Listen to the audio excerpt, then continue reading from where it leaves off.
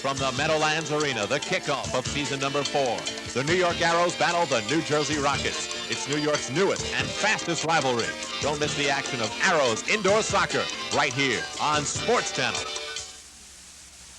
Thoroughbred action starts your evening off tomorrow night at 7 o'clock with a complete package of the day's racing events from Aqueduct. Then at 8, Sports Channel takes you from the track to the ice for a matchup between the Islanders and the Edmonton Oilers. You'll see all the Islanders' home games this season right here on Sports Channel. College football wraps up your Saturday night sports lineup on Sports Channel tomorrow night as Joe Paterno's Nittany Lions from Penn State fight their way back to the nation's #1 spot against Bear Bryant's Crimson Tide of Alabama. It's a classic matchup between two of the nation's collegiate football powerhouses. That's Penn State and Alabama. Tomorrow night at 11:30 p.m. right here on Sports Channel.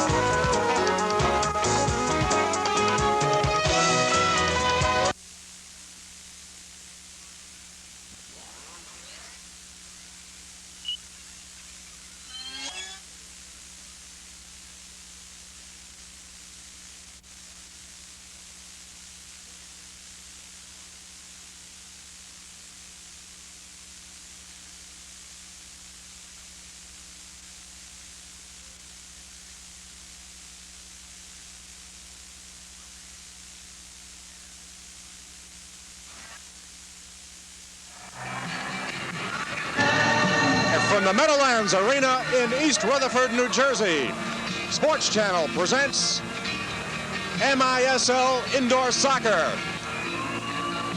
Tonight, the New Jersey Rockets take on the MISL champions, New York Arrows. Participating advertiser on tonight's game is Budweiser. For all you do, this Bud's for you. Well, hi, everybody. Bob Goldschall and Nick Zlatar from the Brendan Byrne Arena to open up not only a new season, Nick, the 4th season for the MISL, but to welcome a new team, the New Jersey Rockets. Very, very symbolic evening, Bob. Elton John in the background singing Rocket Man. The Starship is out there somewhere in space. And here we have a new team looking to kick off and to go against the indoor champion, the New York Arrows. Nick, we have an interesting number of contrasts in this situation. The MISL beginning its 4th year tonight. The Arrows have been champions for each of those first 3 years. And as we mentioned, a brand new team, never playing until tonight, yet most of the players with a wealth of experience from other teams, etc.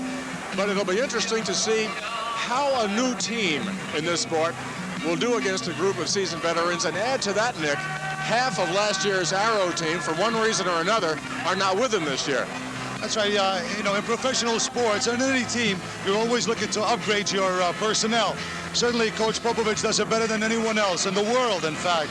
And this year, out of the 21 players that were on the roster last year, 11 of them are not here this year.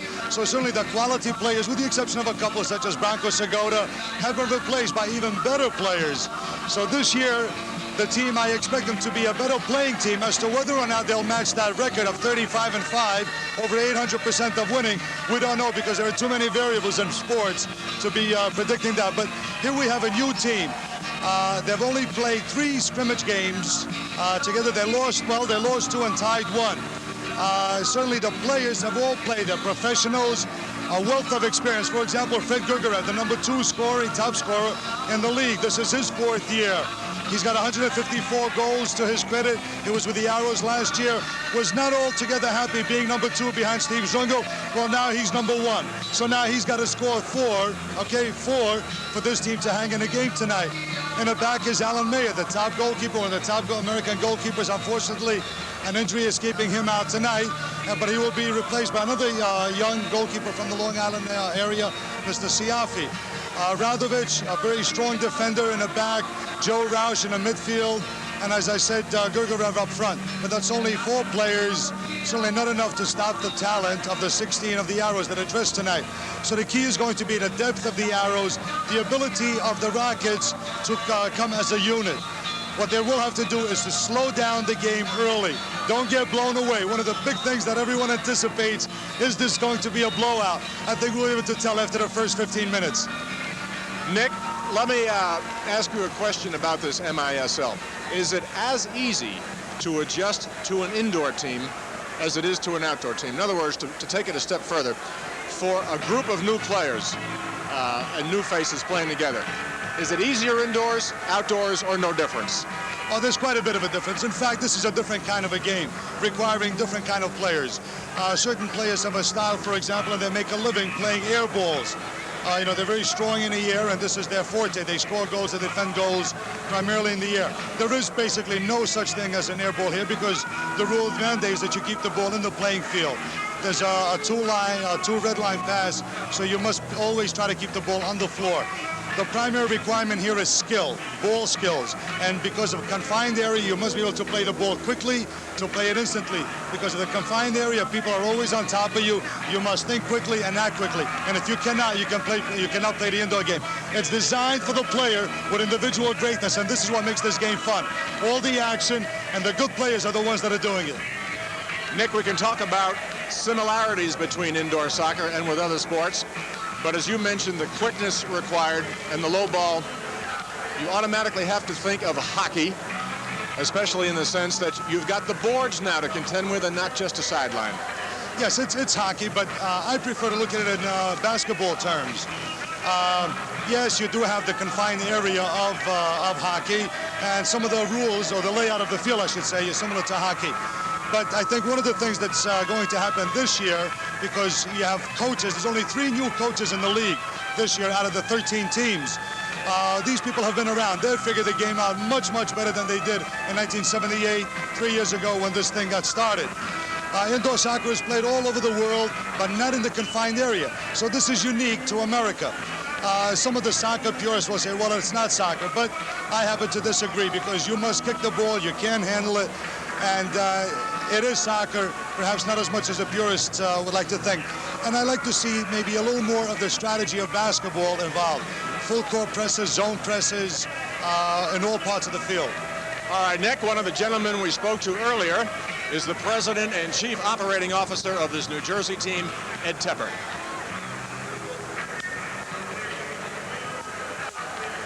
If Friday the 13th is a jinx for some people, for President and Chief Operating Officer of the New Jersey Rockets, Ed Tepper, it is a blessing. Ed, everything we do tonight, you realize, is going to be a first. The first kick, the first penalty, etc. But you have got to be thrilled with the spanking new Brandon Byrne Arena and your spanking brand new team. It's really unbelievable, and I'm not superstitious anymore. No, I think that when we opened up Friday the 13th, everyone said, don't do it, but I said it's better than Monday the 16th. But we're so excited. The fans in New Jersey, New York have supported us like this. It's just amazing how they love MISL soccer. We never knew it. Ed, give us a kind of a thumbnail sketch of how this team came to be. The New Jersey Rockets, a new name in the world of sports, from inception to tonight, opening night. When I found the league with Earl Foreman, I was entitled to a franchise, and I was going to take Philadelphia. Naturally, it's my hometown, and I decided to wait and work with the league and with Earl. And came to talk with Sonny Werblin, and I guess it's about 3 years ago, and we spoke about Meadowlands, and I love what they were doing here. And finally, I broke away from the league, came here, put together a good group of local investors, and found the name Rockets for my little boy, Jimmy. Is that right? Yes. Your son suggested it? My son suggested it, and here we are tonight. The New Jersey Rockets. Sounds new. And as we look around the Brendan Byrne Arena, speaking of little boys named Jimmy, I'm sure there are a lot here tonight. A lot of family crowd here tonight, Ed, and I think perhaps one of the reasons for that is that soccer, not indoor necessarily, but just the sport of soccer very wisely got the mummies and the daddies and the kiddies interested. Well, I disagree on one point. I think it's indoor that has done it. I think that indoor has become the spectator sport where mom and dad can come with the kids. They will go anywhere to watch the kids play if the kids play. But when mom and dad goes outdoor, that's why outdoor has not worked as a spectator sport. But indoors where mom and dad and the kids can get together and really enjoy it together. And that's one of the reasons why I put my time and effort into indoor soccer, because I felt that in this country, that's the way soccer should be for the fans. Ed, a final question for you. Shep Messing refers to the game as the skills of soccer played on a pinball machine. I kind of like that analogy. You do see the skills of soccer with perhaps some hockey thrown in many different ways, and the added excitement that Americans are used to. The most amazing thing is what you say is all true, but you'll see about 60% basketball. The pick and rolls, the different zones. There's a lot of basketball strategy in this game.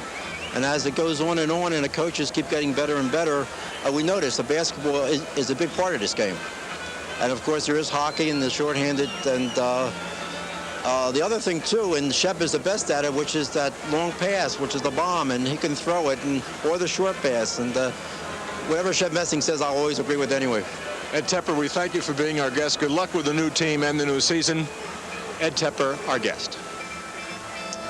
So the president and chief operating officer of this brand new team, and Nick, kind of an opening night in the true sense of the word. I look around this arena and that family kind of crowd with a lot of young faces who probably 4 or 5 years ago didn't know that much about soccer, but the leagues have formed in the various towns really throughout the United States. Now the kids get older, they learn the game better, and here they are at an MISL game, and they're going to get a kick out of it, because this is, as you know better than I, one of the most exciting sports, and that's not just pumping up the home team, it really is. Well, anytime you have approximately 12 to 14 goals scored in 60 minutes of action, the teams play with a man down, so you have a numerical advantage. And that's the part like hockey, Nick. That's comparable with substitutes coming in at any time and players getting 2 minutes in the penalty box. Well, this is what makes it fun. It prohibits the guy from earning a living just kicking others. And, now you tell me. Well, there's one of the things that I personally dislike about hockey is the fact that there are some guys out there who make a living knocking people down, and I don't think that should be the purpose of sports, no matter how intense professional sports you get. And certainly soccer has been known to have its villains throughout international play as well as local play. Some teams are built with the so-called enforcer. You cannot have an enforcer in the indoor soccer game because he costs you. First time he commits one of the penal fouls, if in the opinion of the referee it warrants a 2-minute foul, he will be sitting in a bench and his team will be playing with 5 instead of with 6. Should another guy do the same thing, well, they'll play with 4. So that certainly the overly aggressive, the brutal part of the game is eliminated, which now means that everybody's put on an equal play and that the skillful players are allowed to use their skill. And this is what the beauty of the game. Certainly I'm not saying that soccer doesn't, is not a contact sport, because by all means it is. But every team and every player, especially the young players, must develop their own style, which is somewhere between the beauty of the game and the force of the power of the game. So when you look at a player, you cannot be fooled by only the technical beauty. He also must have the physical beauty. So you look at a player like Nicky Megaludis, a local player from New York area, from Astoria. Well, he's a good example of the two. Certainly all of the New York Arrow players have that ability. Steve Zungel is amazing in the fact that he scored last year over 100 goals, over 200 goals in 3 seasons, and yet, with the exception of a couple of games that he missed in the first, he has been, well, I won't say not injured, but he has not been injured to the effect where he has had to miss a game all of last year. So certainly the physical part of it, plus the athletic beauty and the skill, is what makes it exciting. Nick alluded to number 7 of the Arrow, Steve Zungel, who led this league in 6 different categories, which is just amazing. I don't usually like to get into too many stats, Nick, but there is one that just jumped out at me. Steve Zungel scored 108 goals last year to lead the league.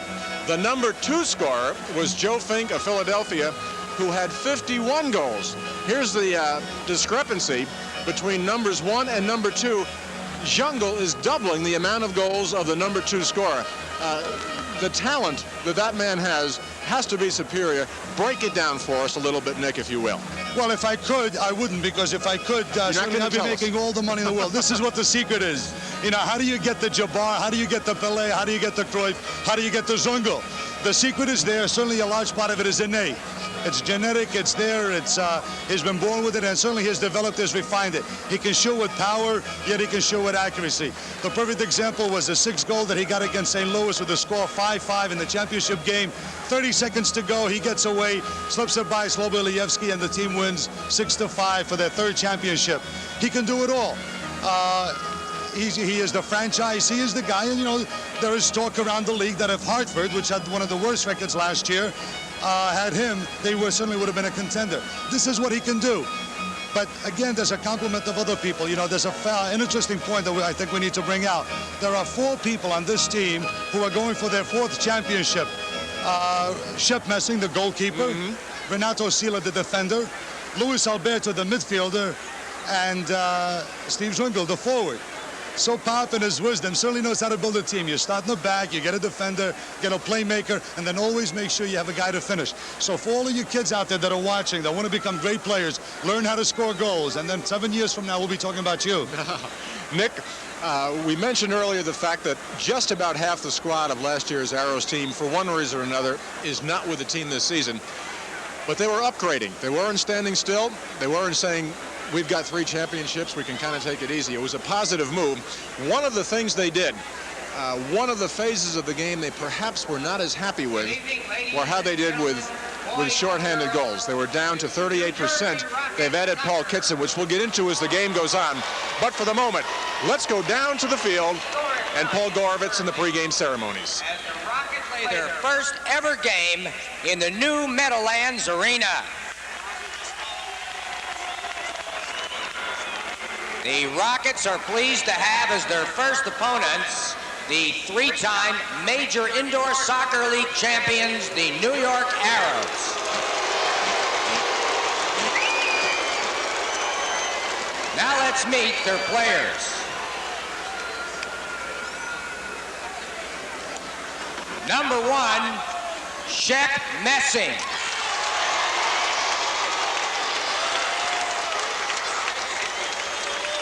Number 2, David DeRico.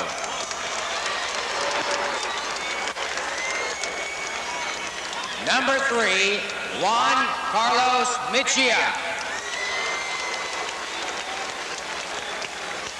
Number 4, Renato Chila. Number 5, Nicky Megaludis. Number 6, Billy Gazonis. Number 7, Steve Zungel. Number 8, Luis Alberto. Number 9, Omar Gomez. Number 10, Mark Liverick. Number 11, Zoltan Toth. Number 13, Gene Stranisser. Number 14, Fernando Clavijo. Number 15, Peter Gianetti. Number 16, Paul Kitson. Number 18, Michael Collins. Number 19, George Katakalidis. Number 20, Alex Carnucci. Number 21, Val Tuksha. Number 22, Julie Hedgie.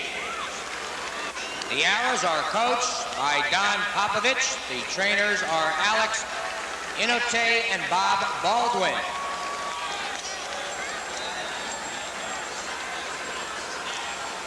Yeah.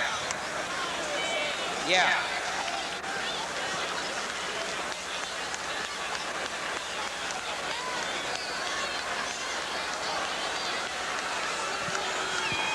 And now, ladies and gentlemen, let's welcome your New Jersey Rockets.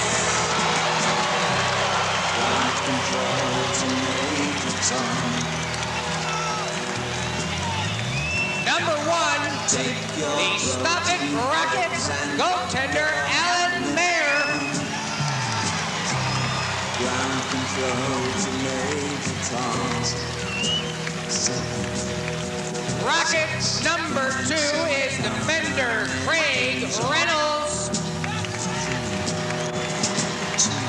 Check ignition and may God's love be with you. Rocket number 3, defender Gary Vogel.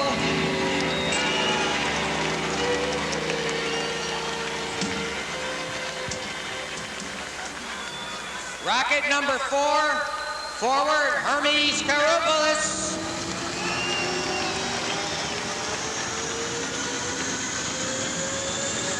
Number 5, the bucking rocket, Branko Radovic.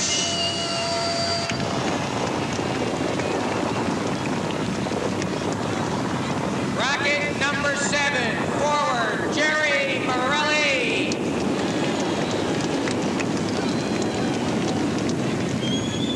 Number 8, the Scottish rocket, Ryan Alderson.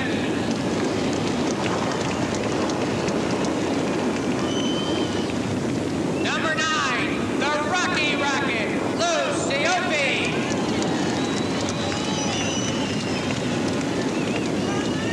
Rocket number 10, the Flying Finn, Niels Goldberg.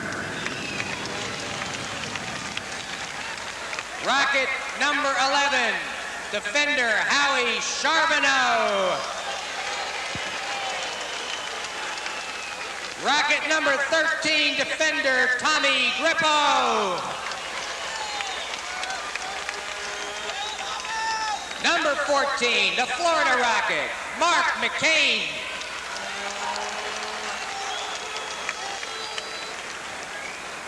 Number 15, the Red Rocket, Steve Ryan.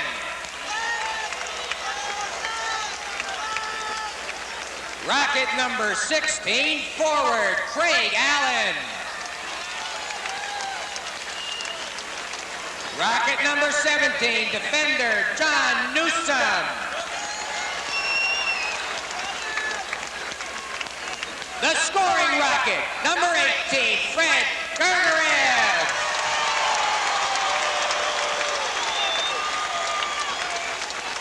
Rocket number 19, the captain, Wolfgang Joe Roush.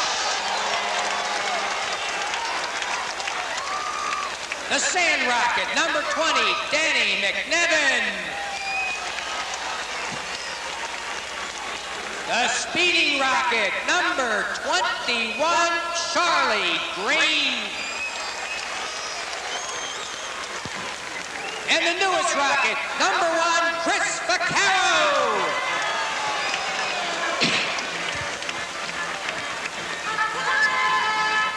Let's welcome assistant coach, J. Dusty Hoffman.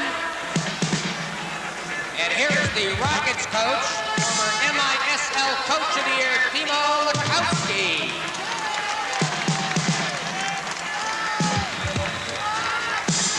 Assisting the Rockets on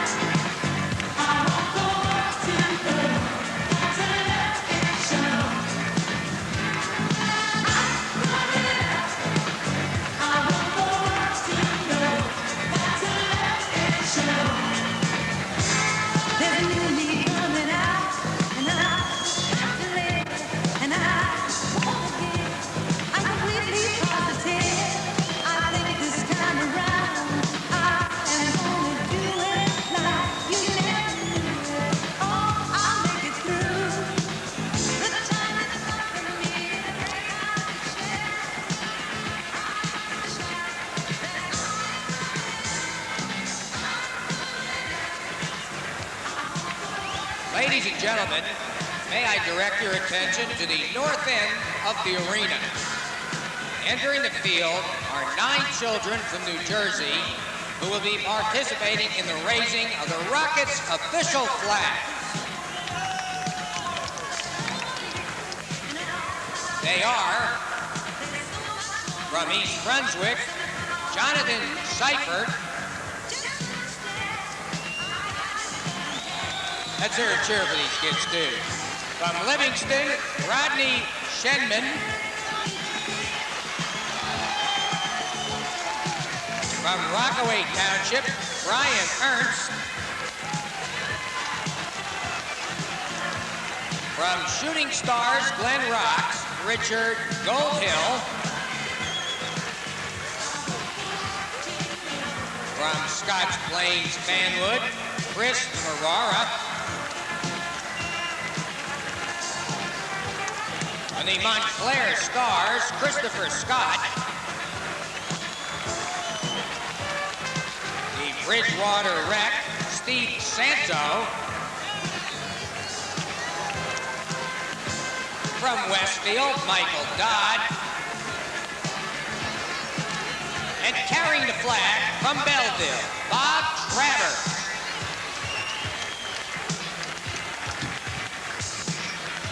And now here to join the kids are Rockets head coach Timo Lukowski and team captain Joe Roush.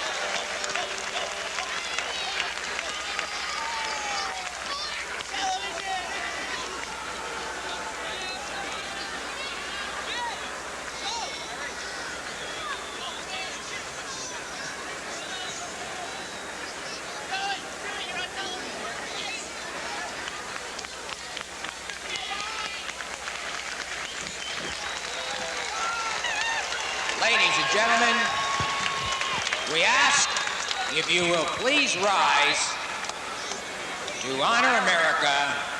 Let us all now join with singing and recording star Rosemary Conti in the singing of our national anthem.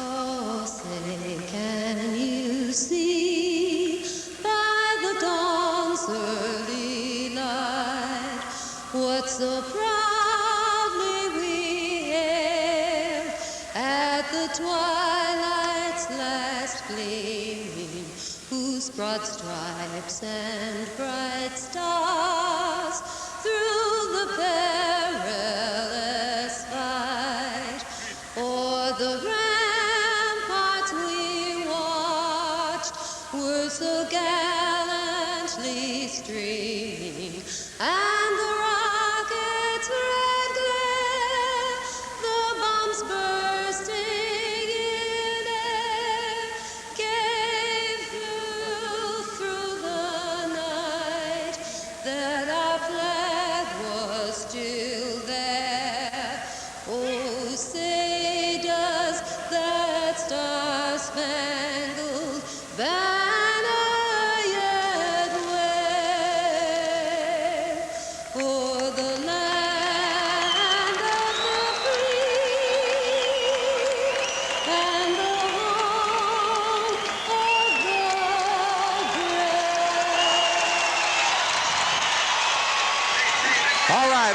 night ceremonies on this first night for a brand new franchise and a brand new arena. And now the players throwing and kicking the balls into the stands for some lucky people. And I might add, Nick, just about a full house tonight here at Brendan Byrne. I'll tell you, they're going to get pumped up. The players are kicking the balls all the way up to the top. You know, now well, some of them are. They're going for the whole thing. Rather than going for accuracy, they're going for the distance. Put it up in section 223. Nick, a good time to mention that there is only one on-field official. There's our number one man, Mr. Gino DiPolito. Now, Bob, a very interesting thing this year. There he is. We get a good look of Mr. DiPolito, who happens to come from Yonkers, one of the top referees in this country, a FIFA referee, which means that he does international games. Gino has made a career decision this year, Bob, in the fact that he's followed suit of the Major Indoor Soccer League to become a full-time official. He is one of 6 full-time officials this year employed by the MISL. They will do approximately 80 of the games. So this provides stability to the officiating. All right, Nick, just about set to go once more. Just a brief ceremonial kicking the first ball. Can you see who that is, Nick, from up here? I can't. Good ball. Not a bad kick. Well, that's Ed Tepper on the wing. Out of your picture. Oh, that's Earl Foreman, the commissioner of the MISL, who I had the pleasure to meet back when Earl was running the Virginia Squires in the old ABA days. That's Earl Foreman on the left, Ed Tepper on the right. They started it all. That's right. They got the idea that Spartak from Russia was on tour of this country. They saw the game played indoors back in the mid-70s, and they said, hey, why don't we make a league? Sure enough, it took a couple of years. And finally, on December 22nd, 1978, over 10,000 people came to New York Coliseum to see the kickoff. And here we are, year number 4. All right, visiting team gets to kick off in periods 1 and 3. Home team in periods 2 and 4. And we're underway as the Arrows control on their own red line. Pick the players up as DeRico sends it towards the far red line. Intercepted by Roush. This is Joe Roush. Joe is a key player here. He's going to be the midfielder. He is the Luis Alberto version of the Rockets. Jungle trying to run it down as number 5, Branko Radovic. And as you can see, a good zone kind of defense out there right now as Steve Ryan on the far side. That's Steve. Goes to number 2, Reynolds. Reynolds looking for some room. And intercepted by the Arrows. Jungle, a nice ball to the wing, but broken up. That's what the Arrows can do better than anyone. Come out of the defense very quickly and get into the attack. Off the far boards, it is the Arrows who control right now. And notice how the players use the boards in MISL. Almost a shot on goal, broken up by the Arrows, Alberto. And that's a very interesting matchup, one that I wanted to see. Who's going to match up with Fedi Grigorev? That time it was Val Tuksha. All right, for the Arrows, that is Tuksha. Still Tuksha. Looking for a teammate on the far side. Val holds. Now he goes to Alberto. Last year, he would have given it to Fedi. This year, Fedi is wearing the colors of the New Jersey Rockets. He is their big gun. He's the guy that has to put the ball into the net. Still Tuksha. Try give and go. On the far side, rebound, no good as the Arrows use the boards. Something else about indoor soccer that is interesting, the use of the boards. Number 19, Roush, still Roush, and run off the ball by the Arrows. On the near side, Arrows with some room right there. Shot on goal, blocked by Tuksha. Another shot on goal, Messing's got it. And just about 2 minutes into the game, Shep Messing makes his first save for the 4th year. Jungle with great agility, shot is high. And how Jungle got through there, Nick. Some skills right there that were quite evident. One of the things that did it for him right there was his explosive speed. The goalkeeper got a hand on it, so now it will be a New York corner kick. A very good opportunity for New York to score here.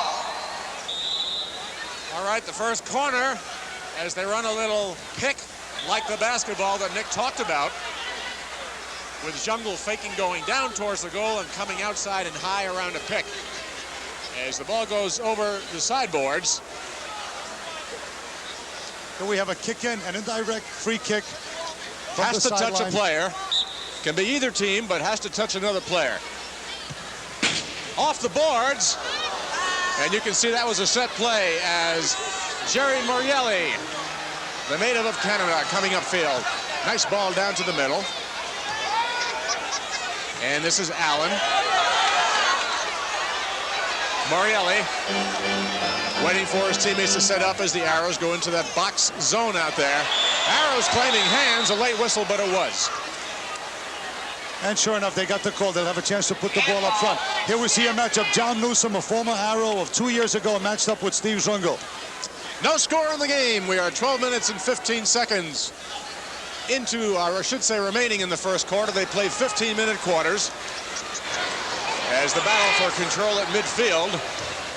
As Zungel pushes off Jerry Morielli, or rather Morielli, and a free kick for the Arrows. They go back to Morielli. Still Morielli, the 23-year-older. To Newsom. Down in the corner, shot on goal, broken up by the defender, broken up by the Arrows. A nice chest trap by Newsom, who lives in nearby, I shouldn't say nearby the Arrows, Roosevelt. This is Newsom, the native of Hamilton, Bermuda. The left leg, the rebound, just wide and goal. The Rockets on the rebound. They're on the board first.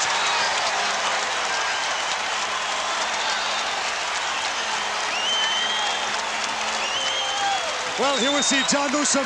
He doesn't try to score. Plays it deep off the glass. Ball comes back. First time doesn't get scored. Gino Srinitsa bounces off him. He's fighting it. And there it goes. Unlucky, but the string is broken. And the New Jersey Rockets get a kick right there. Number 16. Craig Allen, a new acquisition for the team, and he's a good one. So Craig Allen, who lives way distance from here out in Irvine, California. He's a scorer, though. He was the top point getter for the California Surf with 69 points in 17 games.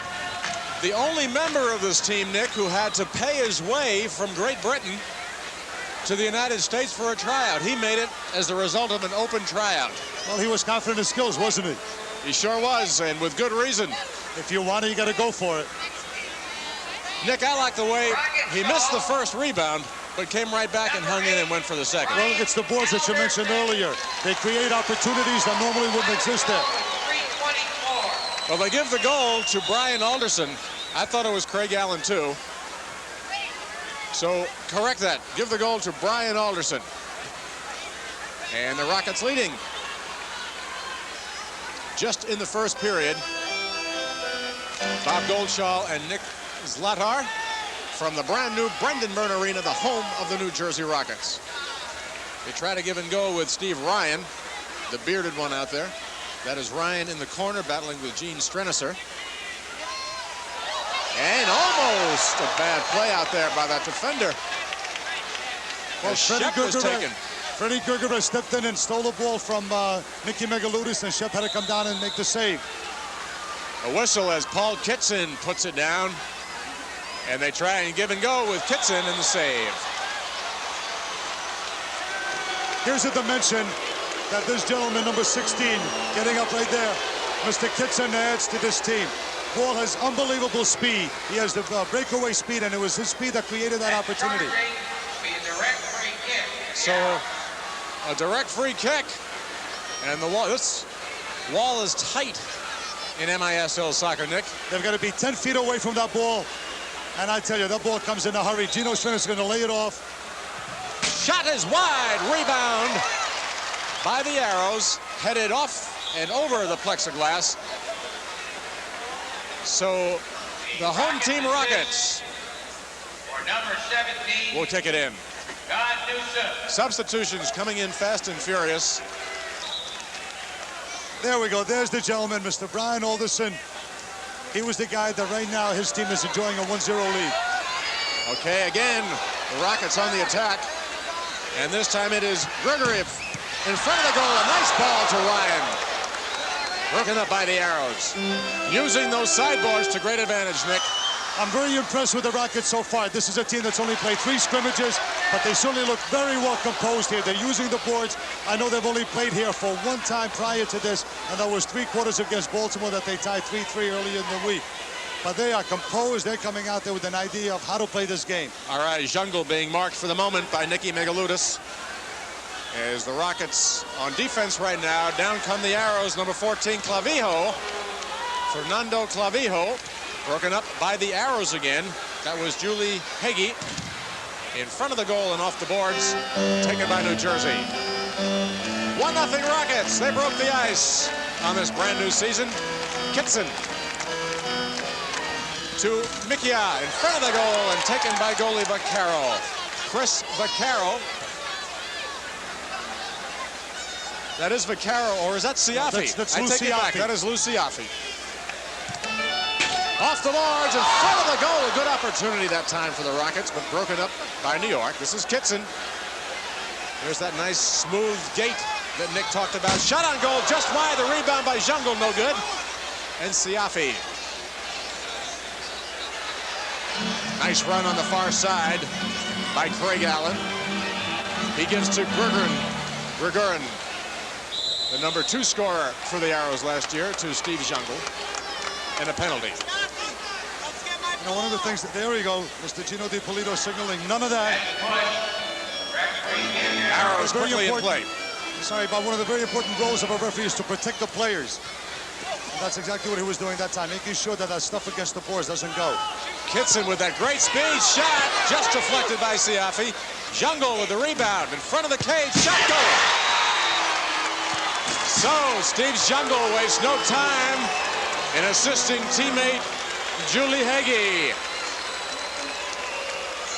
Bit of a brilliant play here. Here we see the opportunity created by the speed of Kitson. Siafi can't hold it. Now watch a little bit of magic here. Watch Steve put a guy down. Now watch him pump the fake. Goalkeeper goes down, lays it off. Empty net. Thank you. That works out from here, doesn't it? Nick, I've been watching Jungle. You've seen him a number of times. Very similar in his gait. There's Julie Heggie. But Jungle very similar in his athletic demeanor and gait to another great athlete from another sport, and I'm thinking of Ili Nastasi. Watch him and see if you don't agree. Rockets back on the attack again as Messing plays the carom nicely. There's Jungle giving to teammate Liverick, who goes down and is taken down. John Newsom, well, I thought it was the other way, but no, says DiPolito. The Arrow is back on defense right now as Liverick. Mark also making his debut right here for New York. Last year he was with the Baltimore team, sparked them, and he was really their key goal getter. New York beat Baltimore in the semifinal last year, 10-1. Took him off the field. The 1 goal that was scored by Mark. Okay, a direct free kick by the Arrows. We're tied at 1 on opening night. 10 of the 13 MISL teams in action tonight. Shot on goal by the lefty is stopped by Siafi. Arrows control. And again,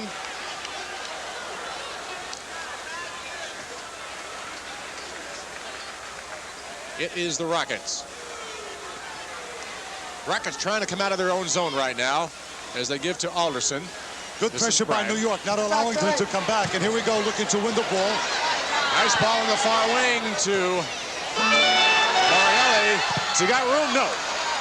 Broken up by the Arrows. Again, the Rockets on the attack. We're tied at 1. 7:50 remaining in the first period. We play 4 15-minute periods. Shot by Ryan, just wide. Rebound shot, no good. And the Arrows take over as Liverick comes upfield. Up the middle comes Mark. Still Liverick, and now the Rockets steal. We see a number of new players out of here. Mark Liverick, one of them that we mentioned. John Newsom got a thunderous foot. They went into the crowd that time. All right, there's a break in the action with the score. The Rockets won, the Arrows won.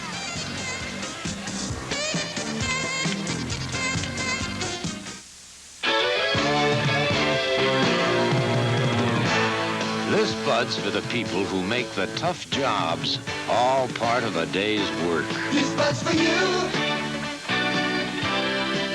For all you do, the king of beers is coming through. Yeah, just for you, that distinctively clean, crisp taste that says Budweiser. For all you do. This Bud's for you. We are tied at 1. The Rockets won, the Arrows won. 7:15 remaining in the first period as Mark Liverick is defended marked well. And on the far side, Ryan. And it is Liverick with a little turnabout as fair play. Mark goes to Jungle on the far side. Steve, ever dangerous with a little bit of room. And back in the action comes Radovic to break it up and a goal. There he is, the wee man, number 6, Billy Gazonas. Oh, I tell you, Bob, I am so happy for Billy. Here's a young man from the local area. Here comes Jungle. Radovic gets a piece of it. Now watch him step up, head the ball. Billy Gazonas, right time. He's not the biggest guy on the field, but he was at the right time. It's the enthusiasm. Oh, what a good head ball. Billy Gazonas, who just lives down the road right here, went to Hartwick College, became a professional player, I think, about 3 years ago, and here he is back home. It's always great to see that. All right, Nick, and again, it was Steve Jungle on the assist with a beautiful header for the heading goal.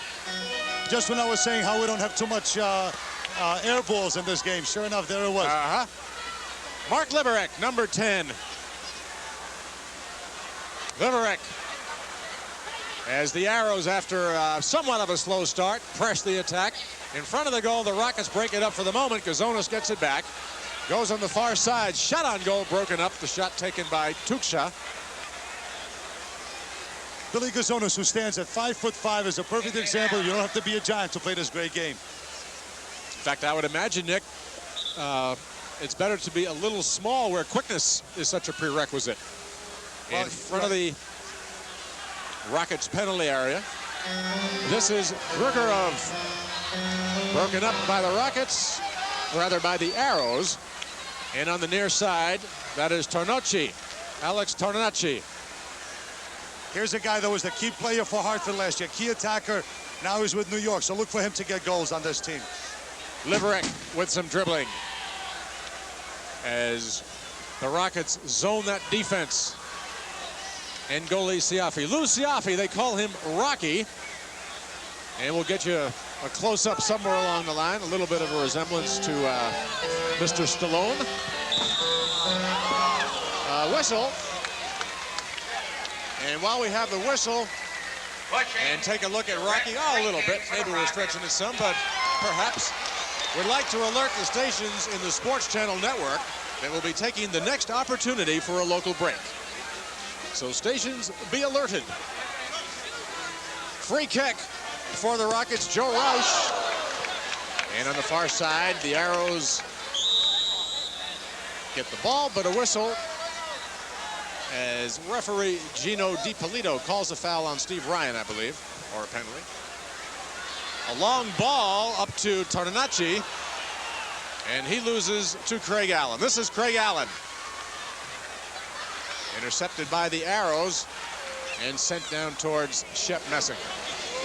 Nick, will Shep ever take those gloves off any kind of weather? I don't see why, not as long as the guys are shooting at him at 100 miles an hour. I'll go along with that.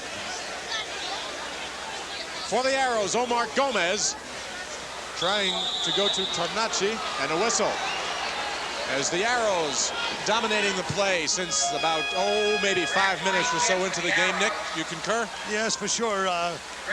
One of the things that we can anticipate anytime you put a new team together, a new group of guys, is that as the game goes on, more and more breakdowns begin to occur. Okay, the Arrows press the attack again. And in front of the red line, that is Luis Alberto and Craig Allen. Who gets it? The Arrows do.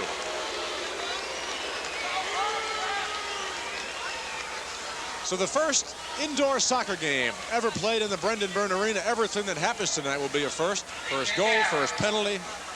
Shot on goal just wide. Nice attempt by Dorico. And in front of the goal, again broken up this time by Newsom. Recaptured by the Arrows. They try for the carom. Rockets control, a 2-on-1 perhaps. Arrows back on defense quickly. They lose the advantage for the moment. And the Arrows break it up nicely. And a little overlap with that defender. You know, Bob, one of the fortes of the New York Arrows team last year, and certainly looks like they're going to continue to do it, is their ability to play a very fast transition game. In other words, to get from offense to defense. And there it was, a perfect example. Absolutely, Nick. Good example. They went from defense to offense with that defender overlapping, and they had that attack mounted just like that. So the three-time champions, New York Arrows, looking good right now as Strenisser, number 13, into the game. They try to go to Jungle. Steve on the far side. Look at him use those boards and his body. Tries to go to a teammate down the middle, and it's broken up. But that's a great matchup right now. That gentleman right there, number 5, Radovic versus Jungle. A good defender versus a great forward. Again, the Arrows on the attack as they go to Gomez. Omar with a weak shot that time. And Siafi gets it out to teammate Alderson. Alderson with the goal. Nice ball to Newsom, but he loses control, the rebound. Ryan with a shot, no good. Messing's got it. Almost on the goal number 2 by Jerry Morielli. Shep was there to thwart it. All right, the Arrows back on the attack. Jungle, who's led in 6 categories in scoring and offense in this league. 2 assists already tonight as the Arrows lead it 2-1. Back comes Gene Strenisser. That's Gene, the oldest player out there. Hooray for him. But what a great example. You know, young players should come to the stadium and just watch Gene play, because he is Mr. Efficiency. Okay, there's a break in the action with the score. The Arrows 2, the Rockets 1. Tomorrow night on Sports Channel, it's New York Islanders hockey when the Stanley Cup champs play host to Wayne Gretzky and the Edmonton Oilers. Join Jigs McDonald, Eddie Westfall, and Stan Fischler for all the exciting action tomorrow at 8, right here on Sports Channel, your box seat to New York sports at home.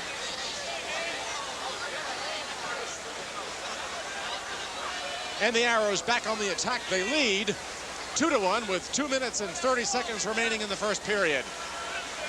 This is Gomez. Omar Gomez. The right wing shot on goal, broken up nicely by Ryan. Oh, trouble! Shot by Jungle, goal! And Nick, you can see that one developing. Gomez is a guy that's going to turn a lot of defenders around. Here we see a shot. The ball comes back, play through from Luis Alberto, turns it, pulls it back to Steve Jungle, and there it is. Suck the defenders to one side, switch it to the other side, play it through. Here we see it again from the ground level, pulls the ball back. You see Siaki going down. The defender has to go ball side, tucks it away with the inside of the foot, low far post. That is the joy of soccer, watching that ball shake the net. That's what it's all about, Bob. It sure is, Nick, and you saw Steve Jungle right there with his first goal of the season, and I'll guarantee you one thing, it will not be his last. Well, 108 goals last year. This year might be 1.5 centuries. In other words, 150. Oh, great play that time as Messing was out of the goal area, and I believe, yes it was, Gene Strenisser playing goal, and he made the big save that time. Nick, once again, the Rockets back on the attack with some room. Nice defense. That's Freddie's favorite move. Go from left to right across the top of the box, put it in the back of the net. That time, Nicky Migaludis was there to block it. Greg Reynolds loses to Jungle. Here comes Steve. 1-on-2. Look at that move by Jungle. Controls. Try a give and go with teammate Alberto, broken up, but wasn't that pretty. Luis Alberto is the magic that makes this team run. He and Jungle have combined on I don't know how many goals, but they know each other's moves inside out. Mr. Mustache, Wolfgang Rausch. Wolfgang Joe Rausch, they call him, who now lives in Dallas, Texas, originally from West Germany. Played for Dallas last year. He was their MVP 3 times. He's a player. They try to go to Kitson, headed away by the Rockets, who trail at the moment 3-1 with 1:15 remaining in the first period.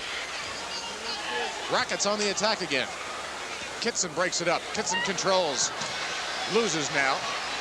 Kitson, 2-on-2. Paul with a nice ball to teammate Mikia. Jungle. Shot on goal. Great save by Siafi. Oh, that was perfect. He just tried to sneak it around, bend it around the guy. Try to catch him napping. Nobody anticipated it. Had a lot of power on that shot, Nick, for seemingly a finesse shot. Well, there was a banana. That ball curved about 3 feet. Sure did. Handball called against the Rockets, I believe. Yes. And a free kick for the Arrows as Luis Alberto goes to the far side. Jungle, who goes down for about the 3rd time. And control by the Arrows. Really, the skills that you talked about, Nick. You've got to be a skilled player to be a success in MISL soccer. That's what it's all about. Put the ball on the floor and let's play.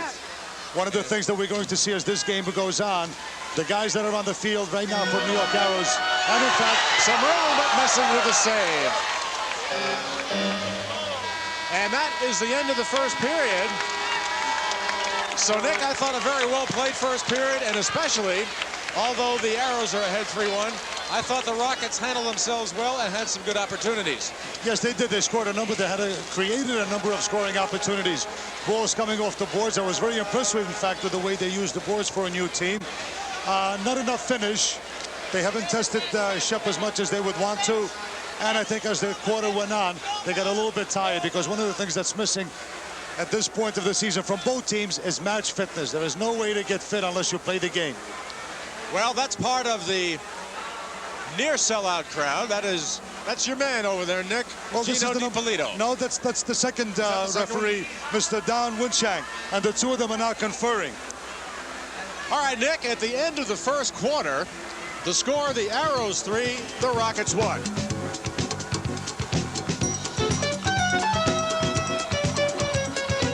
Zenith says, thank you, America.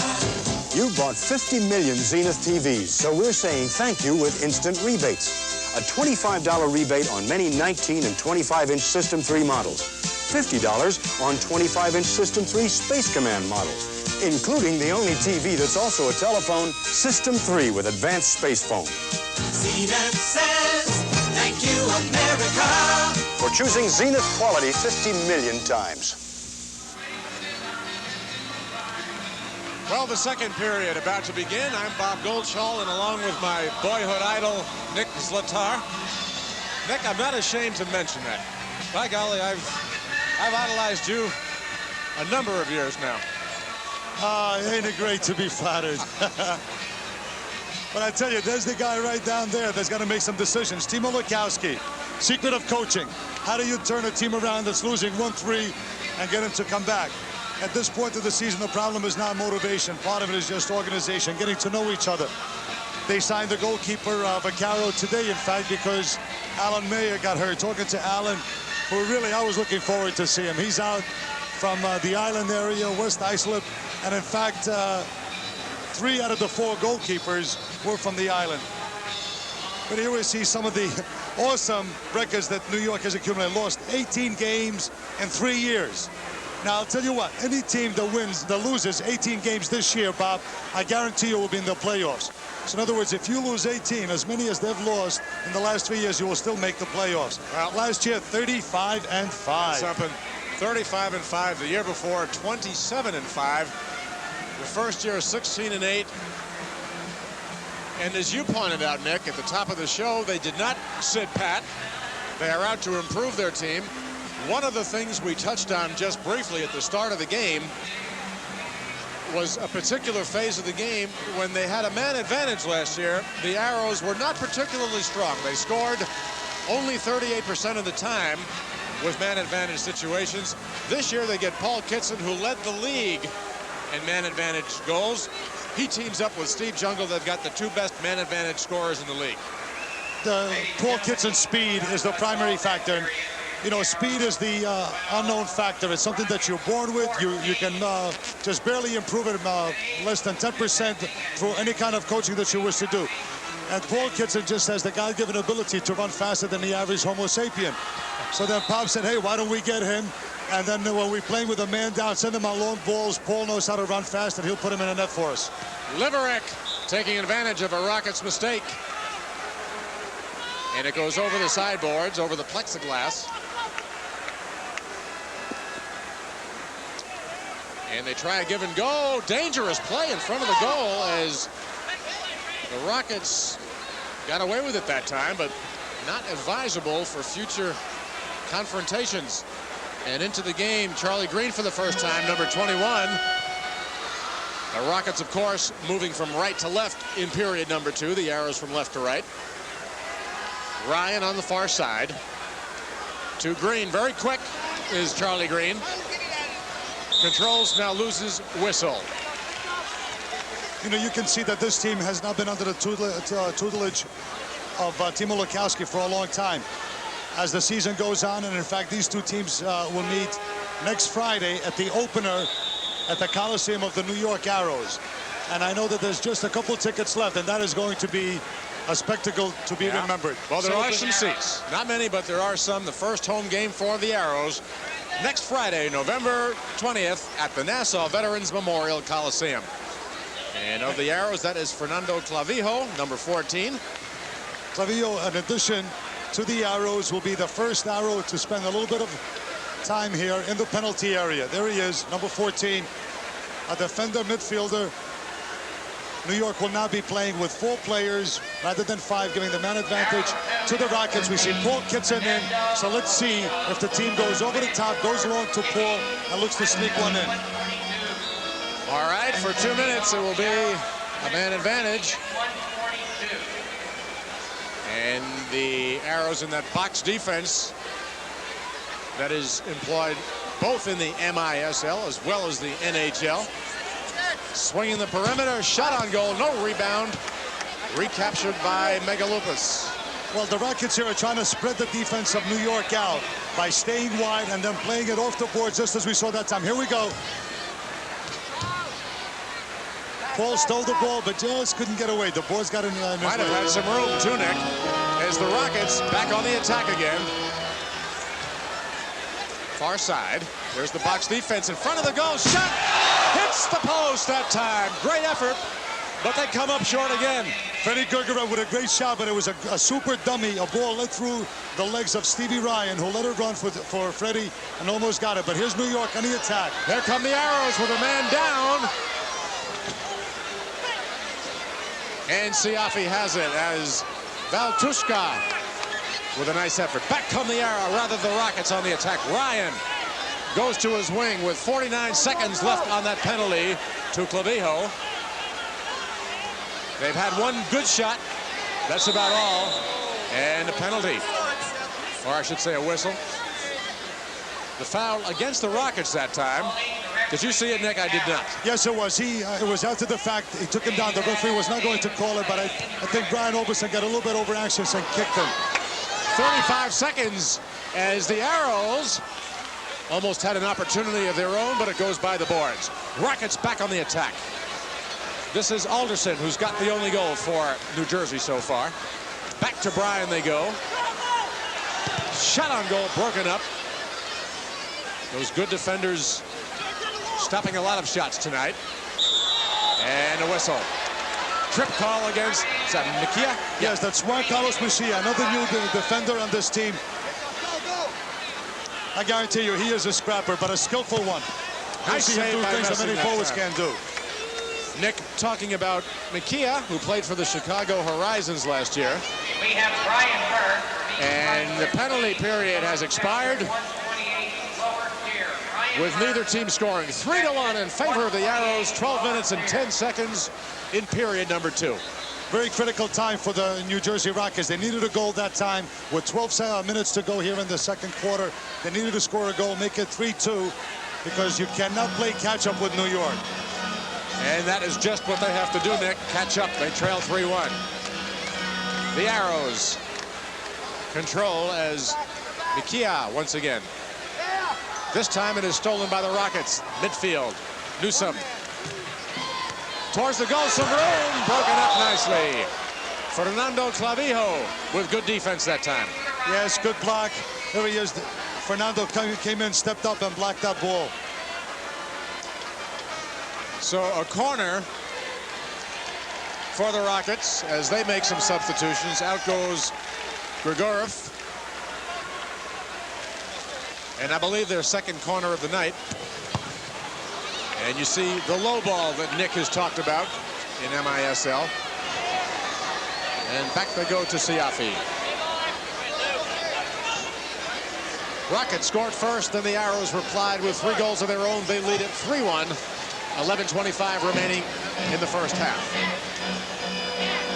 And Bob, we see how the Rockets are refusing to get into a running game. Even when they have a chance, I think one of the problems may be a little bit of lack of fitness because, again, they have not been training. They've only been together for about a month or so. And it will take maybe 5 or 6 games to get that match condition going. All right. The Rockets did their training in Glastonbury, Connecticut, which is a reasonably good hike from here, Nick. Of course, even with the popularity of MISL, there are not that many training facilities. It's the arena for the games, and for the most part, that's just about it. And really, the growth of the game is so new that we see more and more indoor facilities being built around the country, specifically for indoor soccer.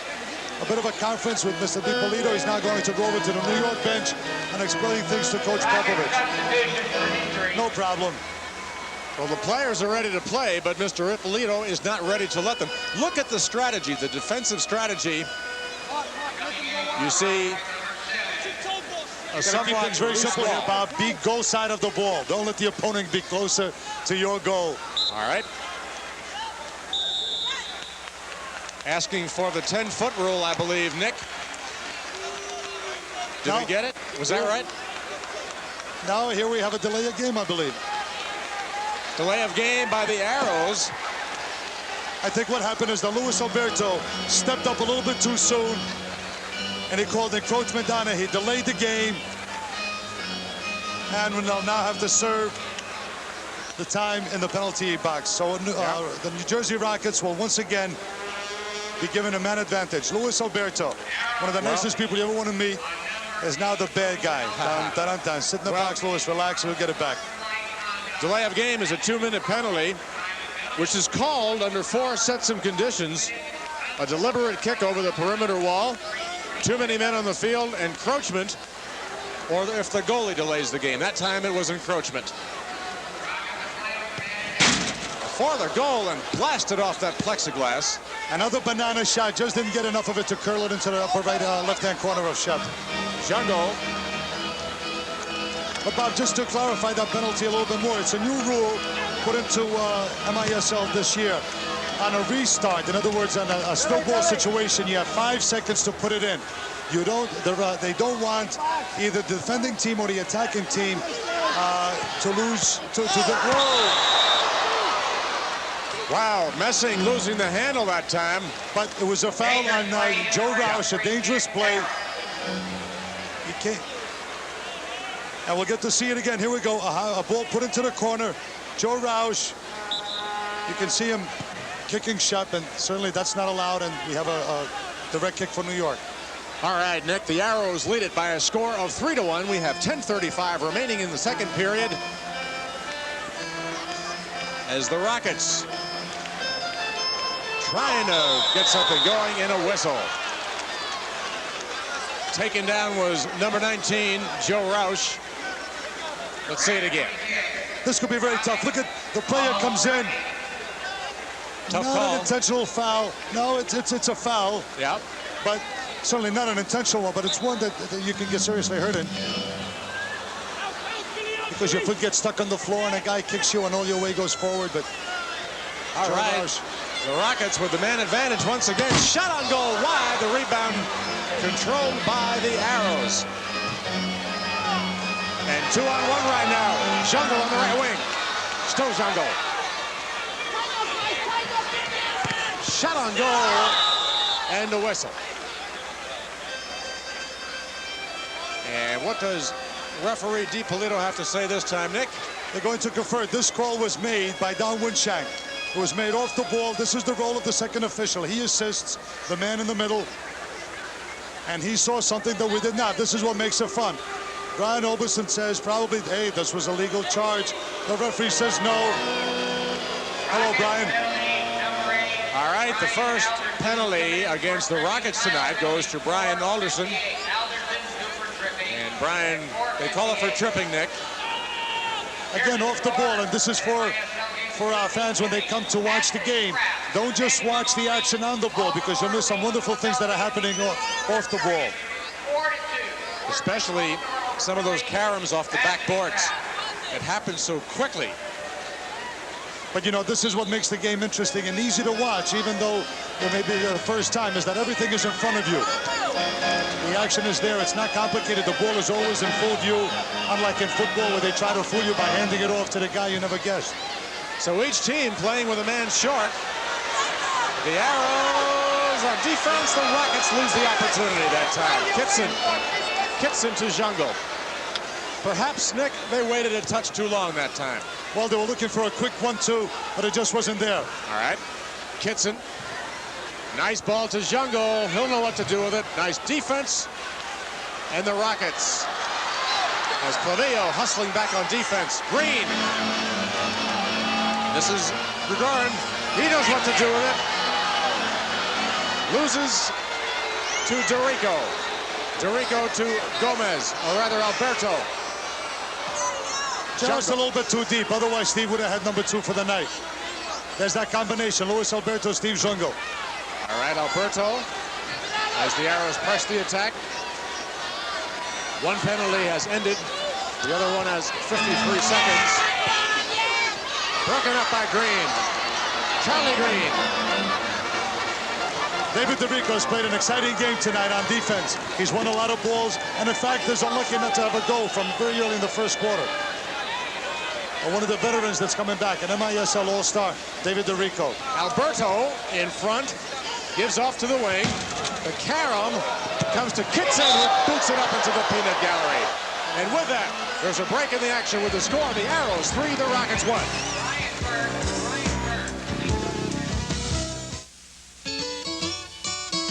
This Bud's for that first day on the job. This Bud's for you, for all you do. The king of beers is coming through. Yeah, just for you, that distinctively clean, crisp taste that says Budweiser. For all you do. This Bud's for you. Play just underway again. The Arrows lead it 3-1. 8 minutes and 5 seconds remaining in the first half. Free kick for the Rockets.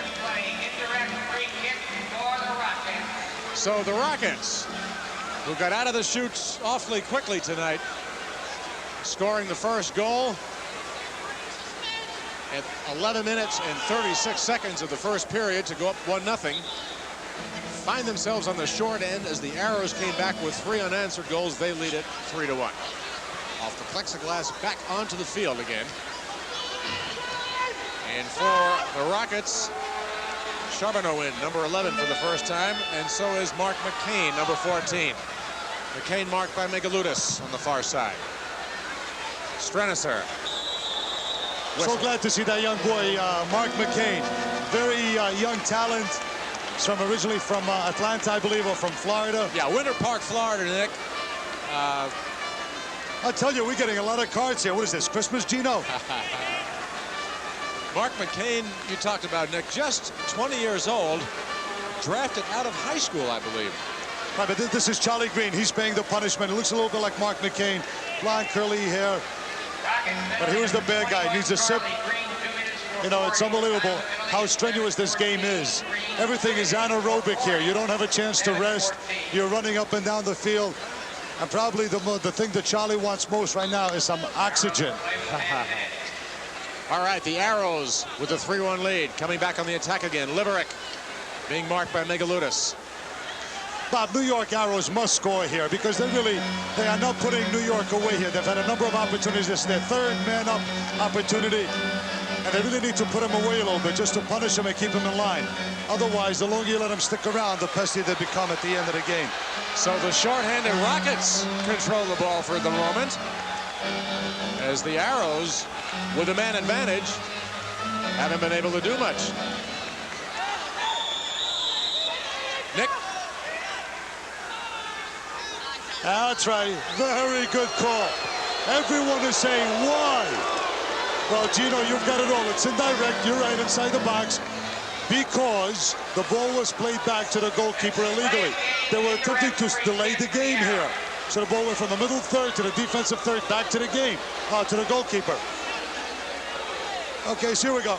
See, so now, because the first game of the season, people don't understand. Here we go. The ball came from the middle third of the field to Radovic. He plays it back to the goalkeeper, who picks it up. Don't pick it up, Lou. Well, he picked it up, and that's what the foul was. Shot on goal from point-blank range. I tell you, if that had hit Siafi, that would have put a hole in him. Well, goalkeepers are very smart people. Sometimes they don't get their hands on there. They have to be to play that position. All right. Again, the Arrows with a bit of room. And the rebound is good. Guess who? Steve Jango with that rebound. Well, here's that combination again. The ball is going to get switched from left side to the other side. Gomez, number 9, will get it right here from Luis Alberto. Here's that coming. A bit of a miscue. A bit of a miscue. Gomez play with the outside of the foot. But there is Steve running across the middle of the goal. This is what he can do better than anyone else, Bob. Being at the right time, at the right place, and he does this by anticipating, by reading the game. Second goal of the game. He already has 2 assists. Do you think he's picking up where he started off? Well, Nick, it's so interesting to see, in addition to the obvious talents of a Steve Jango, how he handles those caroms. That's how we stand. The Arrows 4, the Rockets 1. 6:45 remaining in the second period. But he is so deadly at that, Bob. Defenders dread it because they can't stay with him. He comes into that near post area with speed. That time Gomez played a great ball to him, and he just tucked it away. Played it low to the keeper's feet, and it's history. So the Arrows pressing the attack once again. They lead 4-1. And a whistle.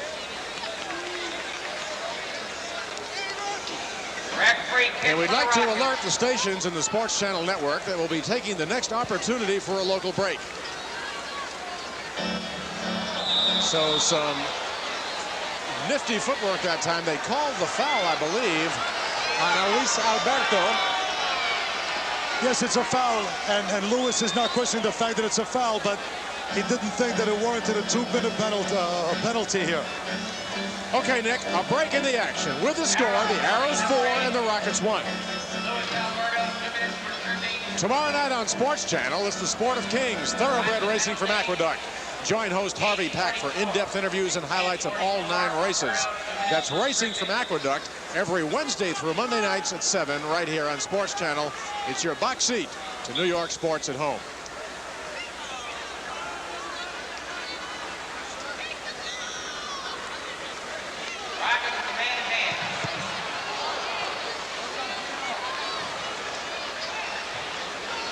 So the Arrows, Jango ahead of the field. Let's see what he does. Just misses his 3rd goal of the night.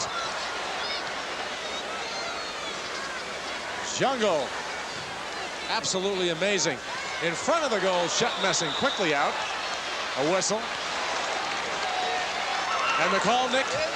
Well, the referee is saying here that Shet was outside the penalty area. His feet were, but Shet says that the ball was no, which is no, but let's see it again. Ball gets dumped into the penalty box. Shep does a great job reading it. He steps up, and he's making an attempt to keep the ball. Now, unlike basketball, where, here we go. We can't miss those replays.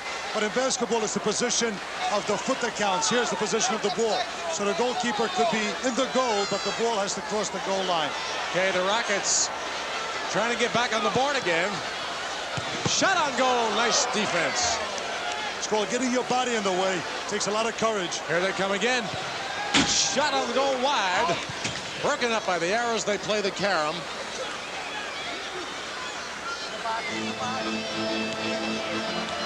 And it is the Arrows who are in a short man situation. A goal right here by the Rockets would give them great adrenaline pump here. We have a corner kick coming up for him. Nick, while we wait for the corner, just a reminder that the Arrows home opener a week from tonight against the same New Jersey Rockets at the Nassau Veterans Memorial Coliseum.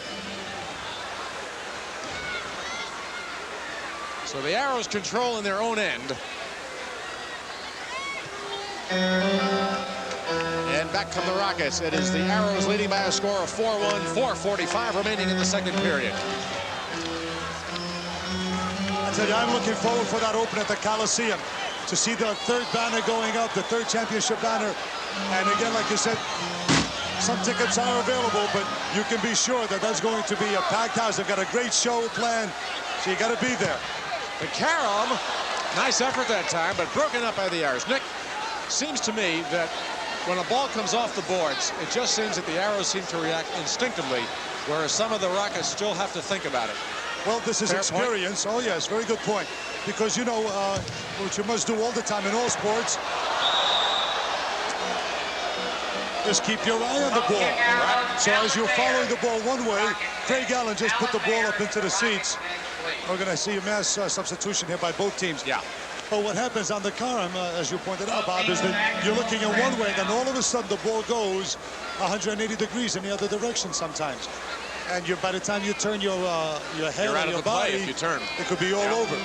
All right, with the subs, we'll pick most of them up as we go along. Julie Hagel back in. Hagee, rather. Hedgie. Julie Hedgie. Julie Hedgie. As Liverick, very speedy. Nice effort that time, and Siafi with the ball. Out they come quickly. This is a very potent line that New York has out there right now. Number 8 is Alderson, the Scot, with the only goal for the Rockets so far, as the Arrows with really outstanding defense. I tell you, the Rockets are here to show the big boys that they're here to stay and ready to play. Jungle gets right back into the play. A back heel to Steve, who crosses to Liverick. Knee trap as the Rockets control, or rather the Arrows control. And now they take it back to Mikia. Howie Charbonneau played his soccer at Hartwick. Right now matched up with Mark Liveridge. Comes from a soccer family. His younger brother played. And he, in fact, played for Timo Lukowski the first year this league got started. All right, the Rockets try to play the Karam. And, they had a good opportunity that time. This is what New York is good at. When they run, they make things happen. And now they're getting into their running gear. Let's watch Jungle. Jungle opts to go back outside as the Arrows set up their attack once again. Bob, this is Tuksha. This Rocket team is in there ready to stick because the New York Arrows are the best indoor soccer team in the world, really. And this team is hanging in there. Siafi out for the rebound. Rebound good. Do they allow it? No, they don't. Oh, dangerous play. Dangerous play called here. That took the hat trick away, but watch this great courage and anticipation. Hedgie takes the ball deep into the corner. Siafi comes out. Now you look at it and you tell me what's dangerous. I didn't see it. I don't know. He almost killed himself. Certainly deserves that effort. Maybe he was dangerous to his own body. Certainly wasn't for sure. Anything else. That Jungle is absolutely, I hate to use that old cliche of a nose for the ball, Nick, but he is around that ball, whether it's in play, on a rebound, on a carom. And Steve probably saying right now, who was I dangerous to? I think the post of the goal. But you know, and he arrives at the spot of the ball with great speed. Look at this again from ground floor. Hedgie takes it deep. That's he and Charbonneau. Now watch Siafi come out. A little bit of a mix of the ball. Now look at Steve matched up with Green. He beats him in 3 yards. Now watch. Side of the foot. Tucks it away. Clean play. Nothing wrong with it. Unless, Bob, something was happening off camera that we didn't see. All right. Perhaps with Siafi and Hedgie. But that could be, Nick, but of what we saw with Mr. Jungle, there was nothing wrong, but it will not count. You've had a lot of penalties here in the second quarter. Liverick penalized, and that was off the ball. So with 2:15 remaining in the second period, the Rockets get a goal. They're back into this thing again, Nick. They only trail 4-1. That is not by any means insurmountable in MISL. No, certainly with the score 4-1 at this point, this game can change at any moment. We've seen a number of scoring opportunities already, but I think the point here is that New York needs to survive a minute and 52 seconds here. But one of the things, because again, a little bit of the first season jitters, opening season jitters, I should say, we've seen a number of penalties here. But the referee, Gino DiPolito, has really called an excellent game and kept everything under control here. Jungle uses the boards again to his advantage, as he's been doing all night. And the Rockets trying to get something going. The Arrows, Tuksha, and a whistle. Down he goes. Down go both of them.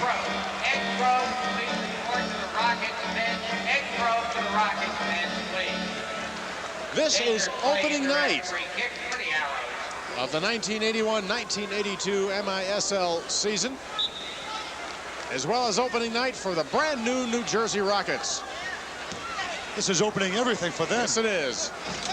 And I might add, conducted themselves extremely well for a first night and a first team, Nick. Well, this is going to be, I'm sure, a premier franchise. Ed Tepper, we mentioned earlier, you know, is a class guy. He knows what's required here. Certainly, he was instrumental in helping the other 12 franchises get started. So he knows what's necessary. Timo Lekowski was the coach of the year the first year. He's won all the honors every place he's coached in college and the pros. Pass behind Kitson that time takes away the advantage. See, those are the things that are going to get corrected as the players get to know each other. That pass was off by 2 steps. Later on in the season, that's on his foot and tucked away from the back of the net. 30 seconds remaining in period number 2. 4-1 in favor of the Arrows. Shot goes wide. And the rebound, nice defense again. You know, Bob, I guess a couple of weeks ago, a fellow by the name of Mick Jagger, I don't know if you heard of him, but he played in here, and I understand it was pretty hard to get a ticket to come in and see him. And it was equally hard to get some tickets to get into this place. One of the hottest tickets in New York this week was for this place. Well, as I look around, just a few scattered empty seats up near the top. We can call it virtually a sellout, Nick. We're close enough. For sure. 15 seconds remaining as Mark Liverick back in action again. We're down to 10. 5, 4, 2, and that should do it. So, the New Jersey Rockets, who got on the board first to go ahead 1-0,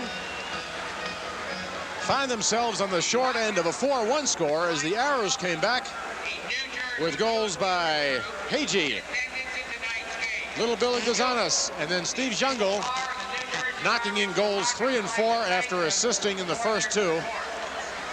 And at the end of the first half, the score, the Arrows 4 and the Rockets 1. There's more New York Islanders hockey coming your way a week from this Saturday when the Stanley Cup champs play host to the New York neighbors, the Rangers, at the Nassau Coliseum. Catch all the action live starting at 8 p.m. next Saturday night right here on Sports Channel. And you know it's your box seat to New York sports at home.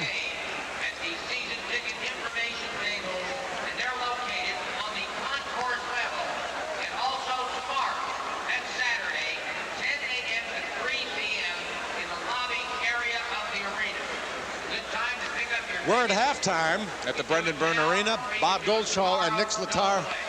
Nick, I would say 2 things stand out. One, to borrow a phrase, for the Arrows, the cream rose to the top after somewhat a slow start. They just played extremely well, scoring 4 unanswered goals after being down 1-0. But you have to commend the Rockets, a brand new franchise, new players. I thought they played extremely well in that first half and could have had perhaps 2 more goals. Yes, I think the score could have been a little bit closer. One of the things is, you know, the penalty situations, they did not take care of that. And you know that for sure this will happen as the season goes on. Timo Lekowski's teams have always been very, very good at that. So this is going to be one good way for them to get goals. Another thing that they must do in their negotiating now has improved their personnel, especially in midfield. So a gentleman by the name of Kai Haskavy, who was an all-star back in '78 and '79 season, the initial season of the MISL. They're really looking at him very, very strongly, and I kind of suspect that he will be coming in here. He and Timo are a great pair. They've been together for 3 years. With Timo coming into this team, I think it will be here. Luciafi, the goalkeeper, has played well, but I think Alan Mayer is a bit better, so he'll help, although I can't blame Lou for any of the mistakes. But a little more scoring up front, a little more midfield. Certainly their defense has been very commendable, and their team organization has been very good for a team, as I said, that's been together for really, this is the 4th time that they have played together as a unit, and other than training sessions. But again, this is a class organization, and they're playing against a class organization. The New York Arrows have certainly done it better than anyone else has in this league. Nick, you mentioned earlier that the Arrows, the best indoor soccer team in the world, they would like nothing better than to play the Cosmos, you know. Well, you know, talking to Rich Altomari, the general manager and vice president of the New York Arrows, just this afternoon, and, you know, it's a known fact that they would love to play the New York Cosmos for the shooting rights. All the proceeds going for the charity, and then let the chips fall where they may. Well, Nick, you did some work before the game. We want our viewers on Sports Channel to know that. One of the people you talked to was the Rockets coach, Timo Lukoski. Let's go down and watch that interview. Here we are at the opening of the 4th season for the Major Indoor Soccer League. And I'm standing here with a good friend of mine, Timo Lukoski, who was here 3 years ago when the thing began. Timo, how have things changed in the Major Indoor Soccer League? Well, I think certainly the product is much better, and the arenas that the MISL now have are very first class and in a big markets. And what started as pretty much a regional league has now evolved into a nationwide league, and a very strong one. And certainly the acquisition of the Meadowlands Arena puts sort of the dot on top of the I. How has Timo Lukoski changed? 3 years ago, you were coming out of Hartwick. You were going into the pro, something that you always wanted to do, and certainly you've had a great success since doing it. And here you are back, well, a little bit further south from where you started a number of years ago when you first came to the United States. What about the new Timo Lukoski of 1981? Well, I don't know if I have really changed all that much. I have found out that whether you deal with college kids or high school kids or professional soccer players, the players pretty much like to be treated the way you would like to be treated yourself. And if you treat them as human beings, I think they respond to you. Obviously, the responsibilities are totally different, and those are mainly the occupational things that I have had to change as far as my outlook is concerned. Have to be a little bit harder with professionals, but at the same time, I don't know if I have really changed all that much. It's nice to come the full circle, so to speaking. I left from New York State, and now I haven't come back to New York State, and I'm glad to be here. Okay, and since you are here starting a new team, certainly an innovative approach that you can take in creating the kind of a team that you want. Timo, why don't you tell us a little bit about what are the criteria, what do you look for, and what can we expect from this new team? I hope to have an exciting team. We have set a goal for ourselves as far as number of goals we would like to score per game. I don't think we will achieve that goal early in the season because people just don't know each other. And but right now we're looking for to have a way of playing. We're looking to have 20 people that we have kept all along, and just make sure they play the way we want them to play. And then if they are not good enough, then I think we have to improve either our coaching techniques or try to get some new players. But certainly for the first couple games, 8-10 games, we have to give the players we have a chance and find out exactly where we belong in the league, because we are a new franchise and we really have no idea as to our position in the league. And certainly tonight they will get the chance to find out where they are, because the yardstick is the 3-time champion of the Major Indoor Soccer League, the New York Arrows. What is the preparation for tonight's game, Timo? How do you expect to play against the altogether strong New York Arrows?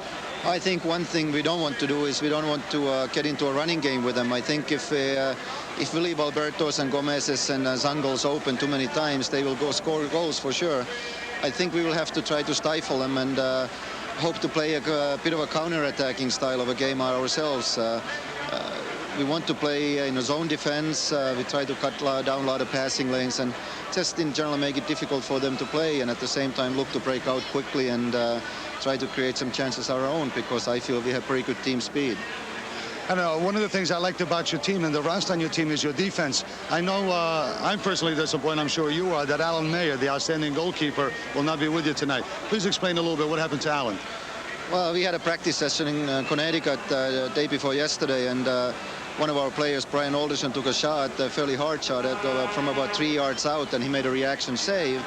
And unfortunately, the ball caught his left index finger and hyperextended it and ripped the skin open. And he's got 14 stitches on his finger, and but he should be back in 10 days to 2 weeks, and there's no permanent damage done at all.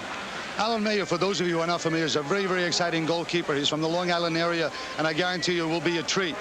Coach, best of luck, and I'm sure that your coaching is going to carry this team quite the maximum that it can go. Thank you. Appreciate those comments. Thank you.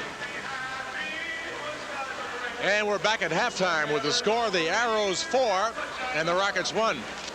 And Nick, that early goal by the Rockets, getting them underway, getting them on the board, the brand new franchise in the MISL. But back came the Arrows, and they did it with a certain amount of style and class, I thought. Jungle, you know, sometimes statistics can be just a touch misleading, but you saw Steve assist on the first 2 goals and then score the next 2 himself, and he is off to a flying start this season again, isn't he? Well, plus, you know, he could have a hat trick at this time, but as we saw that third one get called back, and but you know, I'm sure that he will get one tonight. But again, it's the overall talent, and as the season goes on, you mentioned earlier, Bob, the cream comes to the top. Maybe it wasn't the most impressive, the most beautiful soccer, but certainly the individual quality of the players stood up, and this is what's going to happen. As I think the game goes on, and a little bit more fatigue begins to determine, you're going to see a little bit more running and a little more individual skill. Gomez has 2 assists at this point, but really hasn't put his mark on this game yet. And when he does, look out, because he can do it all. Incidentally, these 2 teams, the Rockets and the Arrows, will meet in the Arrows home opener 1 week from tonight at the Nassau Veterans Memorial Coliseum, November 20th. I'm just thinking, Nick, kind of talking out loud, at the play of the Rockets, they, what you say, 4 times they've been together before tonight, was that right? Well, 3 games. They had 3 scrimmages. They scrimmaged Philadelphia twice and Baltimore once. In fact, Tuesday of this week, they scrimmaged in here to see the new field and the new carpet and just become familiar with their new home. So they certainly have not been around. The New York Arrows have been together for approximately a month now, going twice a day. They have their own training facilities. They have the great nucleus of players coming back, which is really so important. They have the nucleus of players in the back: Val Tuxa, Dave DeRico, Nicky Megaludis, Gino Strinitzer. Up front, obviously, Zungo, Mark Liverich, a new player, Luis Alberto. So they have the 2 great goalkeepers in Shep Messing and Zoltan Toth. So the nucleus is there, and it's the responsibility of the players to fit into the nucleus. Whereas the Rockets are looking for a style of their own. They're coming together. They're learning the nicknames of each other. They're trying to find out who likes the ball which to determine how fast is so-and-so. And these are all little nuances the players have to become familiar, and this is what makes a team. It will take time, but I'm impressed with their organization. I'm impressed with their ability to stay in there and their professionalism. So they may lose by 4 or 5 or 6 goals tonight, but they will not be humiliated. And in talking to some of the staff of the Rockets, they were saying, gee, I hope we don't get blown out. But no teams and no professional players get blown out. Certainly they have a lot of talent. And as much as New York can blow anybody out, this will be a tough one. All right, Nick. The score at halftime, the Arrows 4, the Rockets 1. We'll be back with more right after this.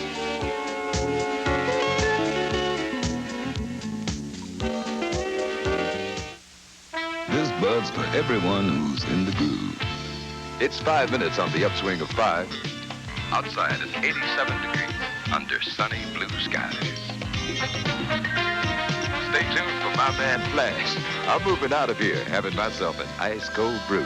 Yeah, just for you. That distinctively clean, crisp taste that says Budweiser. For all you do, this Bud is for you. I know. The Regal Paul Bob Goldschall and Nick Zlatar at halftime. Nick, we talked about Timo quite a bit, but Don Popovich, what can you say about him? 3 championships. He's in a class by himself. You know, there's one Don Popovich, and there are several things that I think that he does better than anyone else. One of them is that he can identify players, which is very important.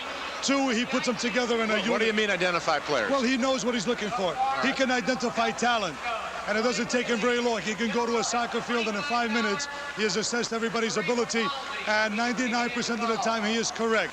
That is a talent in itself, isn't it? Exactly. All right, Nick. Well, speaking of Don Popovich, Nick had the opportunity to speak to him before tonight's game. Let's go to that interview. The coach standing with me is Coach Don Popovich. He has won 3 championships of the Major Indoor Soccer League. The only 3 seasons that the game is going, that the game has been played here, and now he's going for number 4. Coach, what's the secret? I think we have a good bunch of guys. Every year we got some new guys who really can do the job, and they're playing their hard for indoor soccer, and that's probably the result we win all these 3 years. A little bit of modesty, but one of the keys of coaching is getting top players. This is something that this gentleman has done for the 4th year now. Looking at this team, Coach, this year looks even stronger, if that's possible, than the team that went 35-5 last year. Am I right in my assessment? Is this a better team? I would say the names that we have right now, it is look like in a paper better team, but again, we will really not know exactly at least 4 or 5 games when we start, because we don't play many exhibition games. We don't know how many those guys can, you know, how much they can produce. But as of now, in the paper, really the team look very good. We have we replaced some key people of last year, but then we got some players like Omar Gomez, who played for Dallas. I think he's a tremendous indoor player. We have Kitson, who I think is he did a hell of a job at Chicago last year. We got Michia in defense, who played with Chicago again last year, who is that's all-style player of indoor soccer. And then we got Tornozzi and Alex, who I think those 2 Hungarians playing the best soccer in their life right now. And then we acquired Mark Liverich, who used to play for Cosmos and play with Baltimore. He scored 35 goals with Baltimore last year. I think he will be a tremendous addition with New York Arrows. And in the paper, I think with the players, the way we got from last year, Shep Messi, who is one of the better goalkeeper, the best I ever know, Zoltan, who's a tremendous goalkeeper. We got defense, David Rico, Tuksha, Chila, Gino Stranger playing very well. And then we have a key people in midfield like Luis Alberto, who I will say one of the best midfielder in indoor soccer. If we put this team together, and I hope that after 2, 3, 4, 5 games, I think that's where we're going to reach our peak. I will say it might be one of the better teams we have. Not necessarily that we're going to win more games, but you need a little luck. You need don't have injuries and 10, but I think we will put this team together. Just few games till we get together, you know. And certainly the potential is there, because one of the things that's very, very impressive is the extremely high technical level. The skill level of your players is unbelievable. There is not one player who does not have a high degree of skill, whether they be a defender or a midfielder or even a goalkeeper. Zoltan Toth could play on the field with a lot of teams with his foot playing skills. That's true, but this in indoor soccer is very important, scouting before the season starts. If you start early to do your job and you start scouting around a country or all over the world for the best players possible in this particular game, then you have to look for the players with skill, and that skill has to be followed by speed, strength, endurance. And so when you scout for those players, I always look the players who really have, like Kitson is one of the fastest player in MISL, I will say, and he has a tremendous ball control too. He can put the ball in the nets, he can defend the goal, he can do everything. I mean, the same thing with Gomez. So I will say the scouting is the most important part before the season. And when the coach says scouting, he means scouting all over the world, as well as Long Island, as well as up in Syracuse this summer, as well as anywhere that this game is played. Because let's talk about the young players that you have on your team. Certainly we talk about the superstar, and the one we haven't mentioned yet is Jungo. But let's go back. We'll go back to Steve in 1 minute. Let's talk about the young kids who won't be dressing tonight, but they, I think, are the future. The Janettis, the Mike Collinses, the Karakalidas. I think, you know, I like very much young players, and I give a chance most every year. Some players like, let's put it this way, we have players like Branko Segoda, who will become one of the stars. And now we have Peter Janetti from Long Island, who will say, I will say he really have a big chance to be a good player, because he has all potential, and we just have to bring him slowly into game. And then we have George Katagalidis, we have Mike Collins, we have all those youngsters who, and we draft some players from a high school in Long Island. And I would say all this together we like to give the chance to young players, and we're going to develop him slowly, and then we have a future player. And one of the nice things about it is that this team has a lot of balance. There's a lot of skill. There's a lot of players that can go forward and attack and score goals. There's also a lot of balance between experience. Gino Strinitzer, your senior player, and who is twice as old as young Peter Giannetti. So there's youth, there's experience. There are players who have played all over the world, but most of them, in fact, all of them are the best at the indoor soccer game. And we can't stop talking about Steve Zungel. What can we expect of Steve? Because he's broken all the records. What can he do this year? I will say Steve Zungel is one of the best player, I would say indoor and outdoor right now in our country here, because he's really doing indoor, he's doing unbelievable. I know what he can do outdoor too. He don't have opportunity yet, but I would say indoor he's a tremendous player. He's a leader in our team. He's a goal scorer in our team, and I think Zungel is a history himself. And I say he made indoor soccer in this country. I would say Shep Messing and Zungel is two most colorful person I ever have in sport and ever saw in sport. And I will say in America, because Zungel chose America to be his country and America to be his home. And I think that's going to be really big plus for all young players like Peter Giannetti, who will look forward to be one day Steve Zungel. So I will say he's just a tremendous person. Coach, will tonight be a blowout? I can't say that, because I will say it's going to be a tough game. They have really, it's a new franchise, but if you look in the paper, they have lots of good players. How they're going to fit together in a team, I don't know. But I will say they have lots of good names who is really a threat to us tonight. And I said, in indoor soccer, you never know. You have to have a little luck, and you have to have a day, and you have to, you make few penalties what you unexpected, and can everything turn sour. But I will say we are prepared to have a good game tonight, and hopefully we can win. And that's what makes it fun, the unpredictability, the fast action of indoor soccer. And we'll find out what goes on at the end of the fourth quarter. Coach, best of luck, and thanks very much. Thank you very much, Nick. Thank you. Well, we're at halftime at the Brendan Byrne Arena. Bob Goldschall and Nick Zlatar with the score, the Arrows 4 and the Rockets 1. And Nick, perhaps you asked a question towards the end of that interview that was somewhat prophetic when you asked Coach Popovic, Coach, is this going to be a blowout? Well, could have been, Nick, but it's not. Well, and I think the coach was correct. You never know. It's unpredictable. You're going against an unknown opponent. Certainly next Friday, everybody will have stepped on the scale, and some of the things will be known. They'll know about each other's defenses, personal qualities, so everyone will be a little bit better prepared to meet the challenge of their opponent next Friday. And then, of course, Nick, you make a good point. They will be around the league once, so to speak, although not around the league yet, but they will have played each other. Then the good players will benefit from what they have learned in the game tonight when the Arrows open their home season next Friday, 1 week from tonight at the Coliseum out in Nassau. But you can't beat experience. And you know, because the rest of the league is opening up, there'll be a lot of telephone conversations tomorrow and the next day. Coaches talking to each other to get the scouting report and get the dope in their games. All right, we'll have the start of the second half. The score at halftime, Arrows 4, Rockets 1. Tomorrow night on Sports Channel, it's New York Islanders hockey when the Stanley Cup champs play host to Wayne the Great Gretzky and the Edmonton Oilers. Join Jiggs McDonald, Eddie Westfall, and Stan Fischler for all the exciting action tomorrow night at 8 right here on Sports Channel. Your box seat to New York sports at home. Well, Nick, it's been a most interesting situation here. I've really enjoyed things at the Brendan Byrne Arena. Look forward to the second half. We'll be back.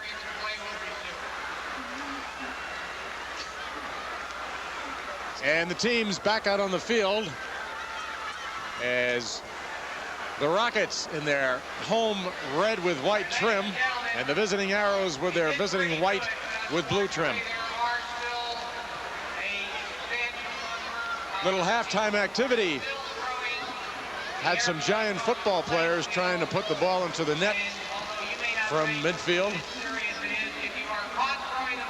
Well, Nick, we talked about Steve Zungel, not just because of the stats, but because of the obvious skills. And certainly a pleasure to watch out there. Let's watch Steve's last goal, which made it 4-1 in favor of the Arrows. Nick, take it away.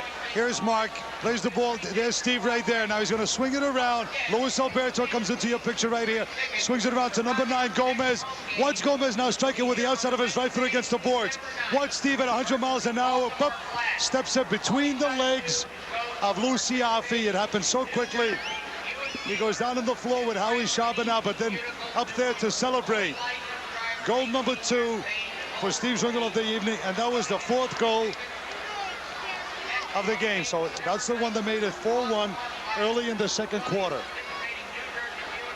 And that's how we stand with the second half about to begin. The Arrows 4, the Rockets 1. And 30 minutes of playing time divided into 2 15-minute periods coming up in just a moment. Kitson, Jungle, Alberto, Dorico, and I believe Hedgie. Val Tuxa and Shep. Tuxa? Okay. And for the Rockets, they will start with Steve Ryan. And we'll pick up some of the players as they turn their backs to us. Also, Branko Radovic. Do not throw paper airplanes on the plate, and the game cannot go on if you do. And it's a great crowd. This copyrighted telecast is presented by authority of the New Jersey Rockets and is intended solely for the private, non-commercial use of our audience. Any publication, reproduction, retransmission, or other use of the pictures, description, and accounts of this event without the express consent, written consent of the New Jersey Rockets and Sports Channel is prohibited. Underway in the second half. The Arrows on the attack once again. Kitson around the boards. And goalie Lou Siafa. Lou was born in the Bronx. Raised there and lives now in Lindenhurst. That was a real good throw by that spectator. Did you see that? Very good throw. Kept both feet on the ground, threw both ends. Really good. Obviously a former soccer player. Free kick for the Arrows as Kitson chases it down on the near side, along with Niels Guldberg making his first appearance tonight. The player from Denmark who lives in Minnesota. Number 10, Niels Guldberg. Played his local soccer not too far from here, Ulster Community College. Right.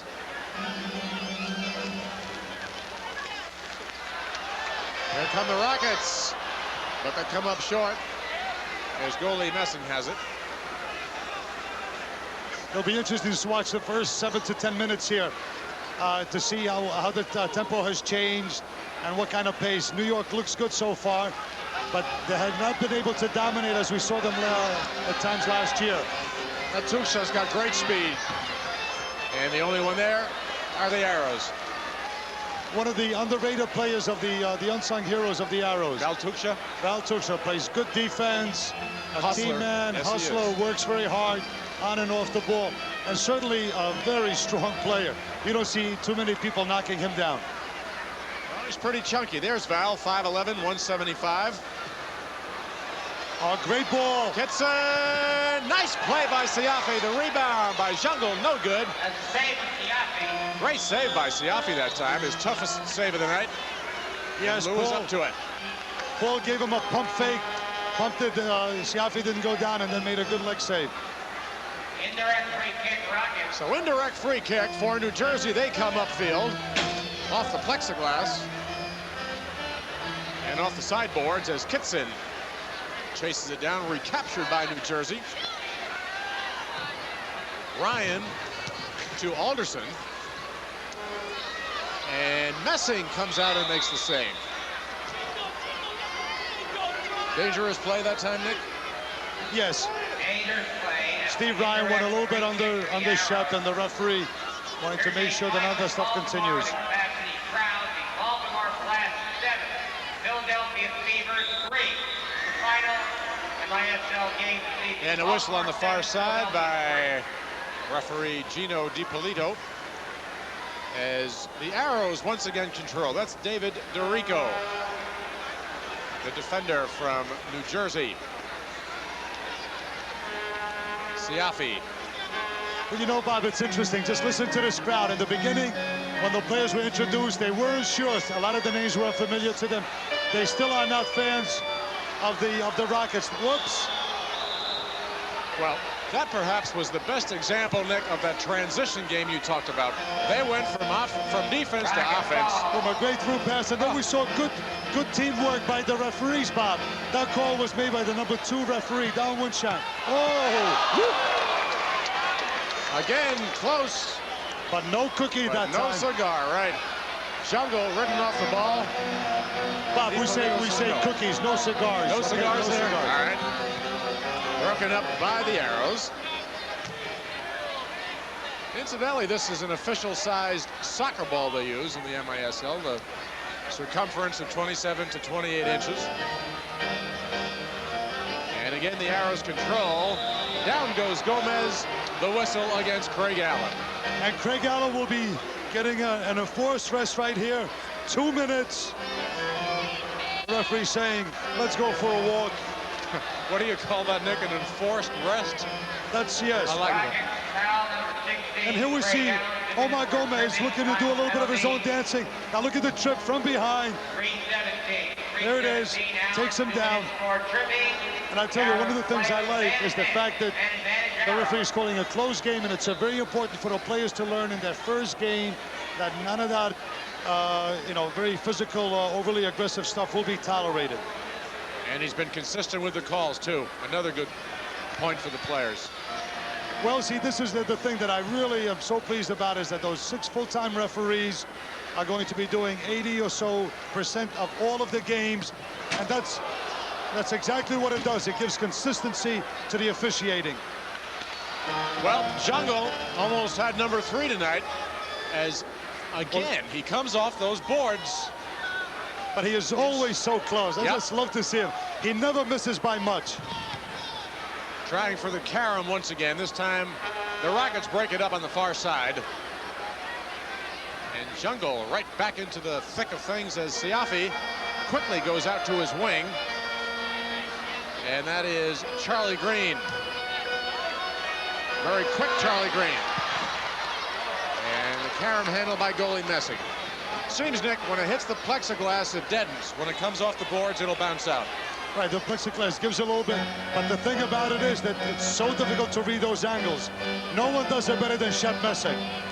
No one does it better. That was a very hard ball to get because it swerved all around. Great shot by Liverick that time. Another shot by the Arrows. Deflected once again. 10:26 remaining in the third period. The Arrows up 4-1. Liverick. Jungle controls and loses. A bit impatient here with the man advantage. Here we go. Some very good combination play, but no reward at the end. See, a lot more patient now. They're looking to pass it. Megaludis shot on goal, just wide. And there's the rebound by Jungle. There's that anticipation again. Yep. Nicky Megaludis, number 5, gives off to Liverick. A give and go, blocked. Nice effort that time by the Arrows and nice defense by the Rockets. Far side, Alberto. The Arrows are really looking good here. They look well organized here. Mark Liverick is on the left side, who gives them firepower with his deadly left foot. And now the teams are at even strength. Here's Jungle. Nobody there but a Rocket. Liverick. Still Liverick. And again, it is Luis Alberto out near the red line to Jungle. What's he going to do? Oh, that is just something else. Steve Jungle just turned his back, shielded the defender, and did his routine, Nick. And any questions? Here's what the defender never wants to allow his play to do, is allow your attacker to turn on him. No one turns better than Steve. Watch. Spins. Now he's facing a left foot. And you notice again, inside of the foot, curls it around. Luciati maybe should have been a little further. But watch, inside of the foot, bends it around. Now that ball is spinning clockwise, curls it around the keeper and into the side of the net. And then we see Luciati kissing the floor. Now we begin to see perhaps the coming of a blowout. 5-1. They did not score when they had the man advantage, but they came back and they did it when their numbers were even up. So the Arrows taking control of this game. Here come the Rockets. Shot on goal. A good opportunity again goes by the boards. They had Messing out of position that time too. The carom handled this time by the Arrows. 8:55 remaining in the third period. Arrows up by 4 goals. Broken up by Goldberg. Over to Rausch. Wolfgang Joe Rausch. Shot on goal. Nice save, rebound, goal!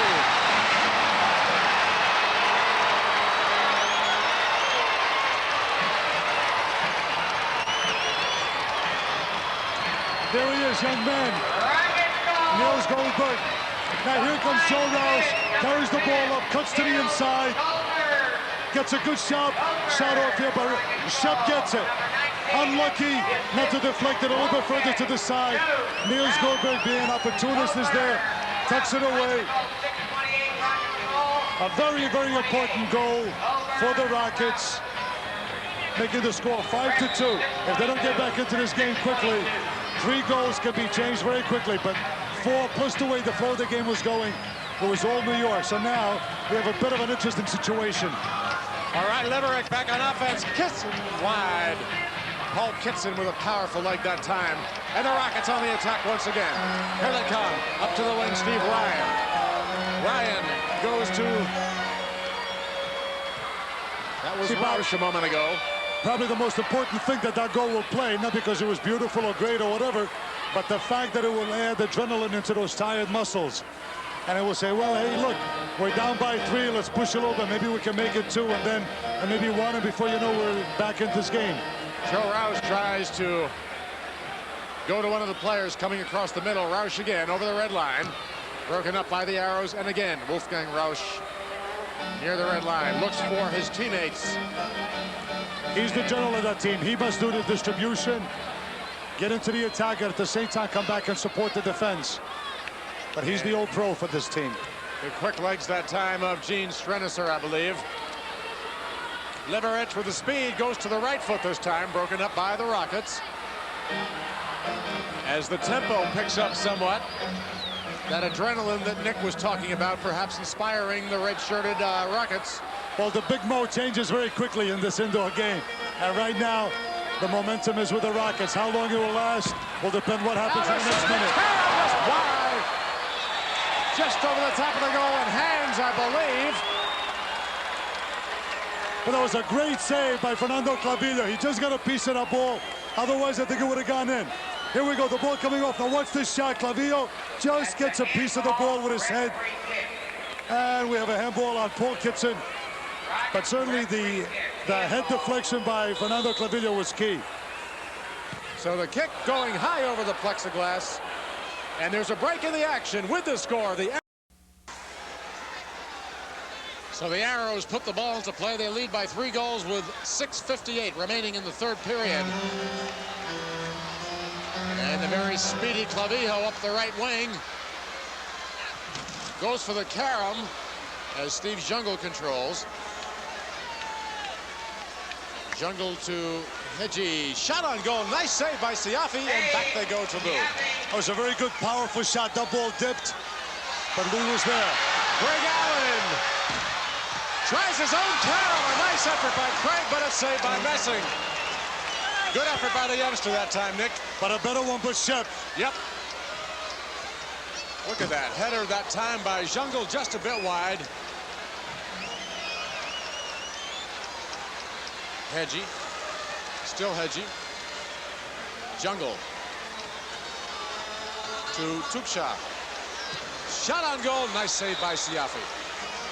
Nick, with the goaltenders and only a 6'6" height to contend with, you don't have the height problems that you would with outdoor soccer. Plus, you have another series of problems. Yeah, about 5 of them. Ones, right. That are trying to put the ball past you at 100 miles an hour from 2 feet out. That's right. Height is just not one of them. Kitson. And Hedgie does well to control and goes back to teammate Mikia. But an interesting plan that New Jersey has put into play here. The Rockets are now applying a lot more pressure all over the field. They're going more man-to-man all over the field.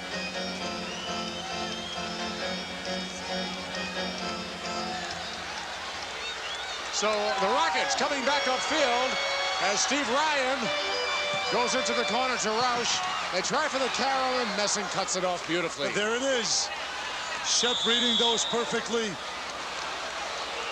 Sure looks simple. We'd like to alert the stations in the Sports Channel Network. They will be taking the next opportunity for a local break. As the Arrows come back upfield, they lead 5-2.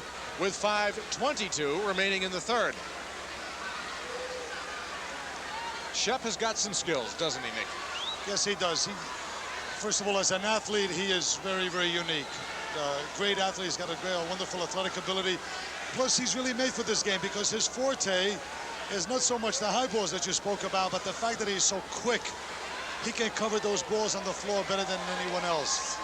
And you saw just a moment ago. So the Rockets trying to get something going again. Wolfgang Rausch on the near boards. Goes towards the goal. And there's a good example of the 6'6" crossbar. A break in the action with the score. The Arrows 5, the Rockets 2. And tomorrow night on Sports Channel, the Sport of Kings, thoroughbred racing from Aqueduct. Join host Harvey Pack for in-depth interviews and highlights of all 9 races. That's Racing from Aqueduct every Wednesday through Monday nights at 7, right here on Sports Channel. Your box seats of New York sports at home. And the people in the box seats behind the goal just got their hands full as one of the shots went over the plexiglass.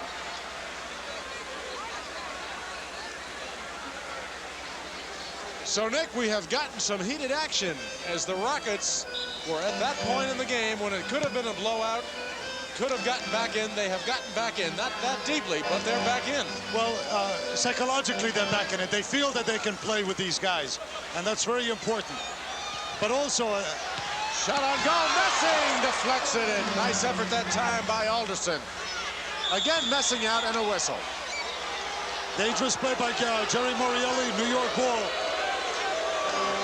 See, Shep didn't want to wait for the call. He played that ball out quickly. He said, let's play. And the fans are now starting to get into it. They are rooting. One more goal and they'll really be rooting. That's right. They know where their home is. But still, I don't think they're as good as the New York fans. What do you think, Bob? Well, they've got to build it, Nick. You know, they could be soon. They've got to get some history. Well, that's why I'll be looking forward to next Friday. All right. At the Coliseum in Nassau, when these same two teams go at it. Shot on goal, deflected. In front of the goal, just wide. Another shot, goal.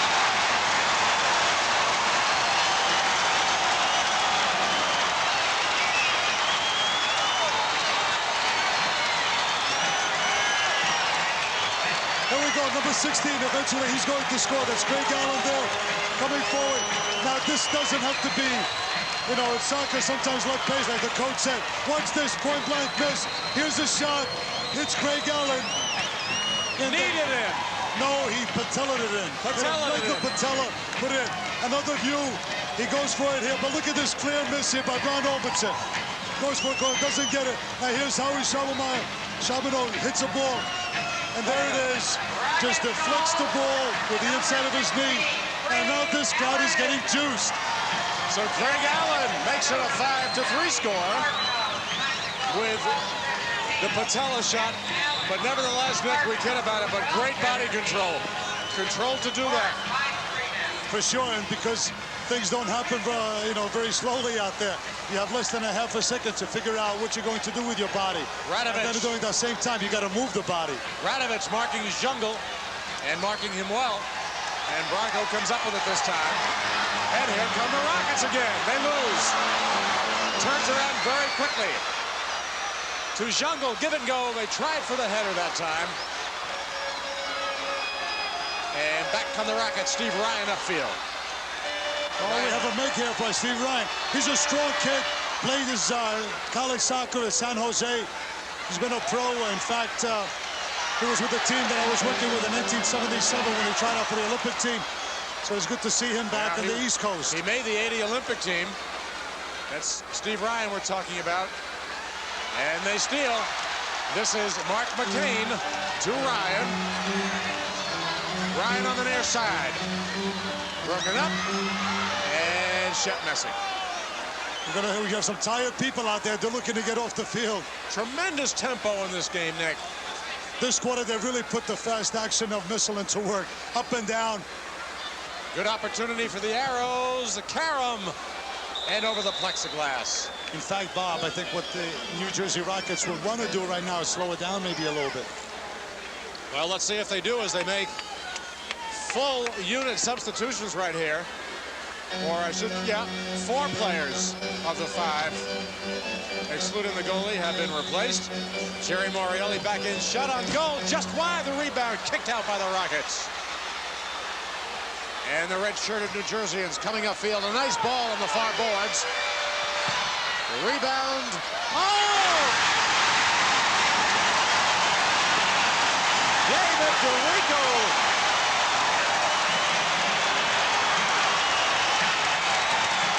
Well, in our conversation with Coach Popovich, luck plays a factor here. Here we see David trying to take the pressure off his team by playing the ball back to Shep. A little bit too fast. Hits the post. It hits Shep, and then it goes in. I think the goal will be given to Charbonneau. The nearest player, Nick? Yes. That's 11, Howie Charbonneau. But Lady Luck smiled a bit on the New Jersey Rockets. Well, I'll tell you, though, it's a funny thing, Nick, how when you hustle, the breaks seem to go your way in every sport. Well, exactly. Pressure is the name of the game. You cannot sit back in indoor soccer and play a defensive game and look to win by 1-0. This is, I think, one of the things that people love about the indoor game. You got to come out and you play. So a game that was 5-1 at one time, right? 5-4. All of a sudden turned around as 5-4. And this crowd that I was saying didn't know who they were rooting for. Jungle goes to the short side and misses by inches as the Arrows recapture Liverick. And Jungle nicely marked that time by Radovich. Arrows capture Liverick. 1.5 remaining in the third period as the Rockets, Jerry Morelli up to Craig Allen. Craig! Nice defense that time by Megaludis, and a whistle.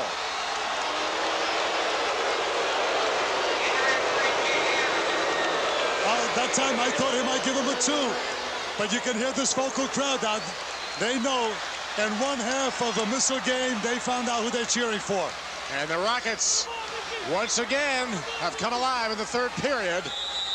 And the foul this time is against Nicky Megaludis. They quickly take the free kick. Got room, yes, rebound, no good, rebound, no good.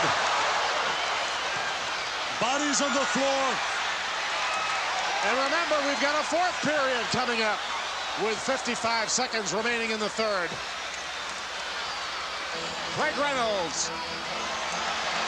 Bob, very, very important here is that the Rockets concentrate on defense. So much of their effort is going into attack. There tends to be sometimes a mental lapse. Forget about playing defense, and the New York runs away with it. All right, good point. 35 remaining. And the Arrows control. Jungle. And the Rockets capture. Here come the Rockets with 25 seconds remaining in the third. Radovich. The Carroll, man, it was almost. See, there's that understanding, whereas Steve Zugel will be running through to the near post.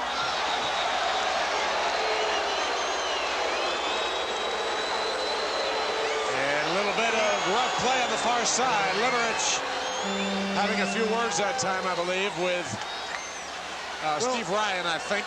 Joe Roush. Was it Joe? Okay. Yes, Joe Roush was a little bit upset. He thought that Mark played him a little bit too physical. I wanted to make sure that he knew about it.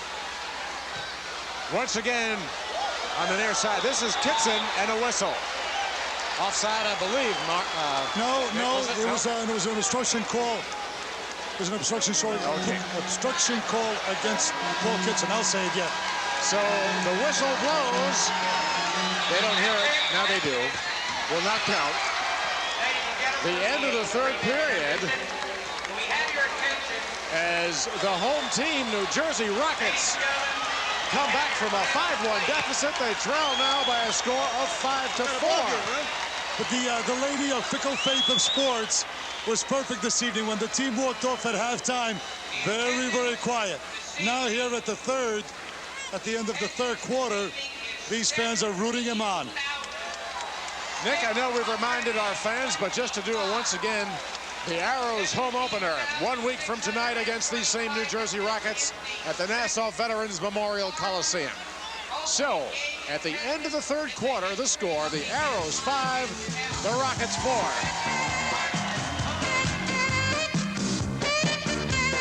Hey, Michelob Light for the winning team, okay? You guys should do that for us.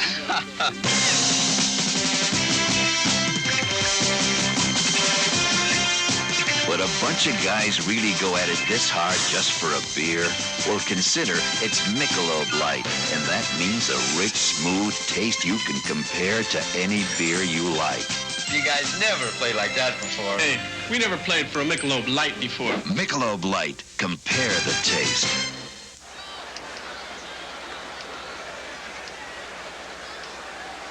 Well, just about to start period number 4.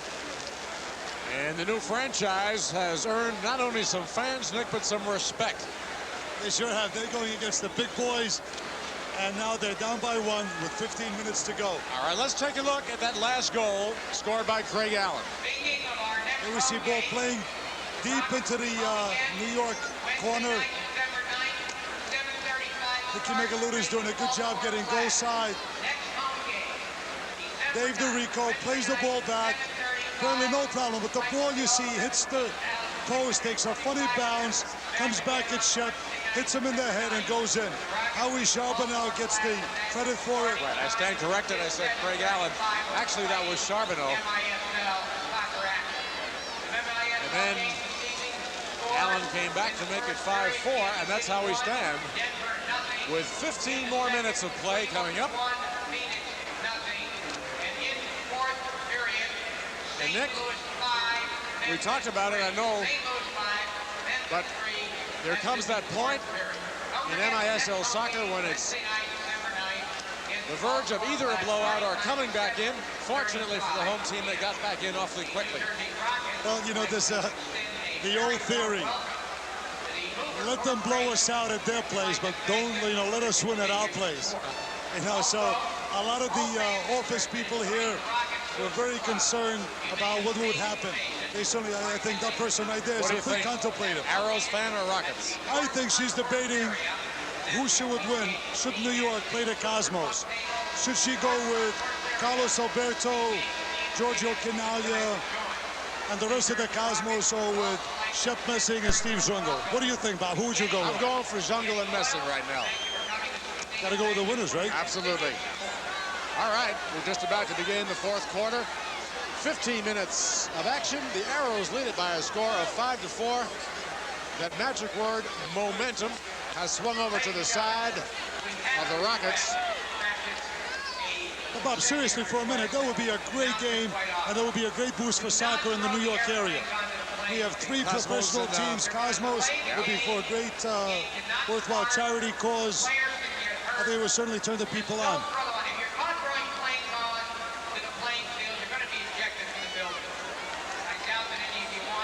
Making an announcement right now about throwing objects on the field. And the home team Rockets kick off in the final period. They trail by 1. Try for the carry. Messing handles it, loses. But it goes to the Arrows, and up they come. Hedgie. 3-on-2. Jungle. Go! Off the back of Luciafi, I believe. I think we're going to see the ball come off the backboard and rebound off the goalie's back, Nick. Yes, a very good call. Here we have a fast 3-on-2. Hedgie carrying forward, plays to his left to Steve Zungel. Steve is now going to carry a little bit deeper and then play it off the boards. Same thing that happened to Shep. Here's that misdirection. Yep. See that? That misdirection again that we said. You keep your eye on the ball one way. When the ball changes direction, you don't have enough time to turn. Ball hit him in the back of the head, went in. And now that's 4 goals for Steve Zungel in this game. I think he probably wants to become the MVP of this league 4 times in a row. A hat trick plus 1. What do you call that? I'm calling it a hat trick plus 1. Plus 1, makes sense. Kitson tries for the header.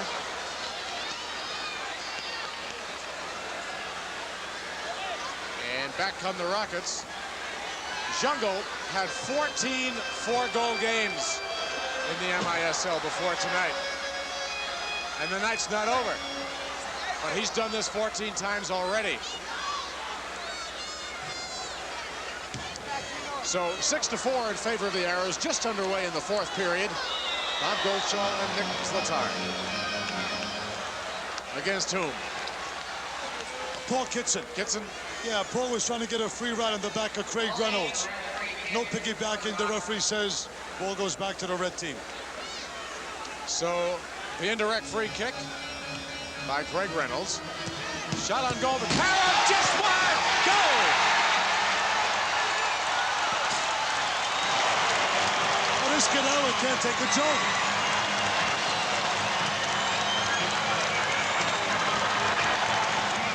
There we go. Joe Rouse takes it deep off the post. New York has been lucky here to save this one. But there he is, number 16, Craig Allen. Clavillo tries to make the first save, shut the second, 6-5. Well, they came so close on that first shot, but to the Rockets' credit, they were in good position as Messing found himself in the far corner. He couldn't scramble back in time. That element of the boards again. Yep. Misdirection. This is why it's so important that teams practice it every day in their training sessions so that they know these angles in their sleep. 6-5 in favor of the Arrows with 13:50 remaining in the game. The Rockets control. They have come back from 4 goals down. They trail by just 1 right now. They led at the start of the game 1-0. And then it was the Arrows who came up with 4 unanswered goals. Shot on goal off the rump of Paul Kitson. Recaptured almost in off the boards there. As it hits the official, tough to get out of the way sometimes in this tight arena, and the Rockets benefit as Steve Jungle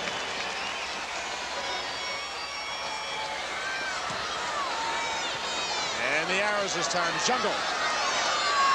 Still Steve. On goal, Siafi has it this time. See, it's unusual. Most of the time, the goalkeepers don't try to hold the ball. That time, the shot was not that powerful. Plus, it was right at Siafi. A lot of times, they just have to deflect the ball just to get it out of the way rather than try to hold on to it. All right. This is Radovic to the far side to Roush. Shot on goal. Hits the... I was going to say the crossbar, but I think it got the plexiglass atop the crossbar that time. Back comes Hedgie. Almost broke it. Julie Hedgie, the rangy one. Written into the boards, comes right back. No whistle. Broken up. And this is Morielli. Good pressure by Mark Liverich. Turns the ball over. Still Liverich. Liverich goes back to Gene Strenisser as the Arrows reset their attack. Liverich. Nice ball to Jungle, but only the red shirts are there. Morielli being marked by Mikia, Jungle, and Siafi. Siafi wings it out, but headed back. I'll tell you about this smoking now. This is up and down, non-stop action.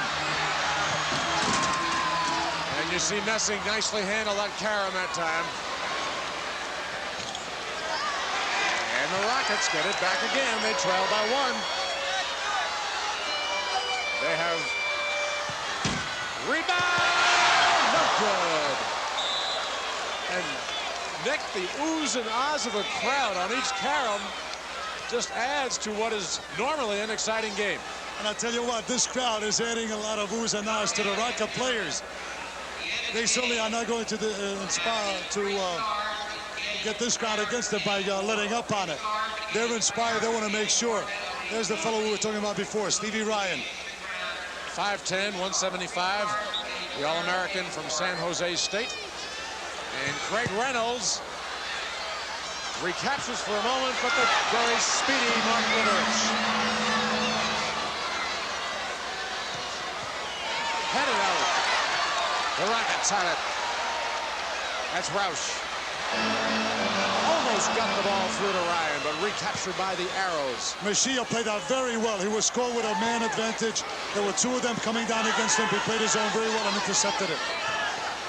Leverage to Jungle. And here come the Rockets. Full tilt. Roush gives to Goldberg. Goldberg shoves an arrow into the boards, and I believe this time it is seen. Yes. That was Valtucha. Although the fans don't like that call, but that's a very dangerous play there on the part of Niels Goldberg. Both of them are going for the ball. Okay, and in fact, I think we'll get to see it again. Here we go. Joe Roush slips Goldberg through. Now watch, Val and Niels are going together. Yeah. And there we go. And it's not so much that the shoulder charge is dangerous as the fact that the head can wind up against the boards. So this is something that the referees really have to prevent. Yeah, and a good call. And I think, Nick, you brought out a good point early in the game that Gino DiPolito was calling them reasonably close, not unfairly by any means. No, I think he's done a great job. That's been the tempo from the start, so the players know what to expect. No surprises. That's right. Now, it's been a very well officiated game. But again, as I said earlier, Gino is not just one of the tops of this country. That's right. But he is, what, FIFA referee? In other words, he can referee international games, so he's one of the top referees in the world. 10:35 remaining in the game. The Arrows lead by a score of 6-5. Trying to get number 7 is Mark Leverich. Tries a give and go with Jungle. No luck. Steve Ryan comes out. Roush on the far side. Roush with some room. Shot, go!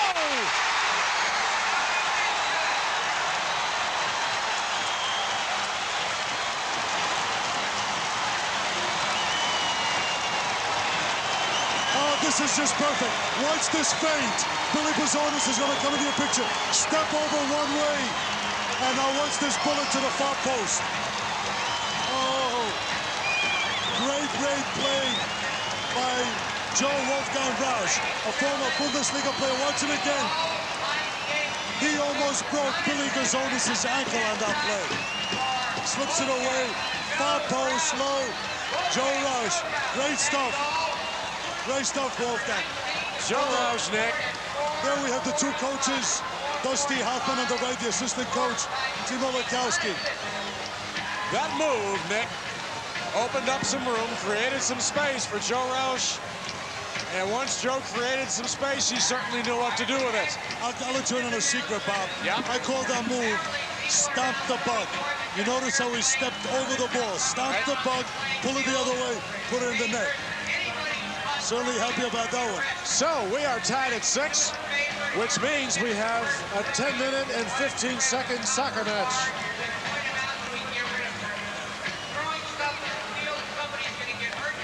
This comeback from 4 goals, what was it, 5-1, wasn't it? 5-1 is just unbelievable against a team the caliber of the Arrows. 6-6, 10 minutes remaining in the game. And into the stands they go as Branko Radovic. That's the second one for Branko. He's a very skilled player. I'm surprised he's put 2 into the stands. He was the MVP with Colorado in '78, played for Atlanta last year. And it is the Arrows. Put it back in, the Rockets take over.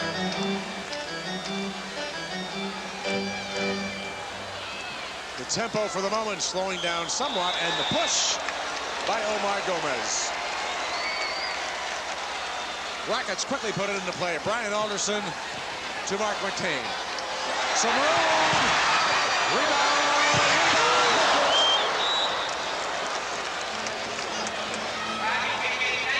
It just happens so quickly in this game, Nick. You don't dare turn your head for a second, player and fan alike.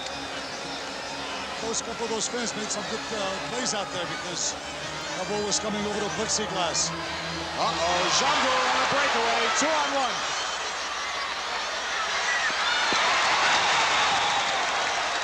And Luciafi saved himself a goal that time. Good call. Very good call. Let's see. Here we see a good pass from Zungo to Omar Gomez coming into your picture. Now watch, Siafi comes off his line, seizes these beat, and takes down Omar's legs. No problem. Here we see what it looks like from down low, and Nance view. Now see, he misses the ball. Now he's got to go for the leg. That arm did it, didn't it, Nick? Well, in fact, I would not be surprised if the referee would have called a 5-minute foul on here. But he is not giving a penalty because he claims it happened outside of the penalty area. He claims it happened outside of the penalty area, so it will be a direct kick for New York. But since the goalkeeper cannot go into the penalty box, we have another player, Jerry Morielli, serving the time, so-called bear time. All right, Jungle hooks one off the crossbar. Not only off the crossbar, but off the underside of the crossbar. That's right. Oh, what control he has. He just whipped it into that goal post. Okay, Bob. Yeah. I always keep on talking about skill and how important skill is. Here's some skill right now. Green. Charlie Green. And messing hands. Go ahead. Charlie Nick. Green was so fast, none of the red shirts could keep up with him. The penalty area is 25 feet from the goal line. And the fact that Steve curved the ball, bent the ball, hit a banana around the wall and hit the underside is just unbelievable. For those who have played soccer know how hard that is. Shot on goal, and Gomez blasts it home that time. And oh, did he get all of it then? He got all of that. That was a Reggie Jackson in the bottom of the ninth. David DeRico looks one way, passes the other. Now we see the ball square to the other side. All of it, left foot, inside drive, near post. And I think it's a good thing that Luciafi did not touch the ball because he may have been minus a couple fingers.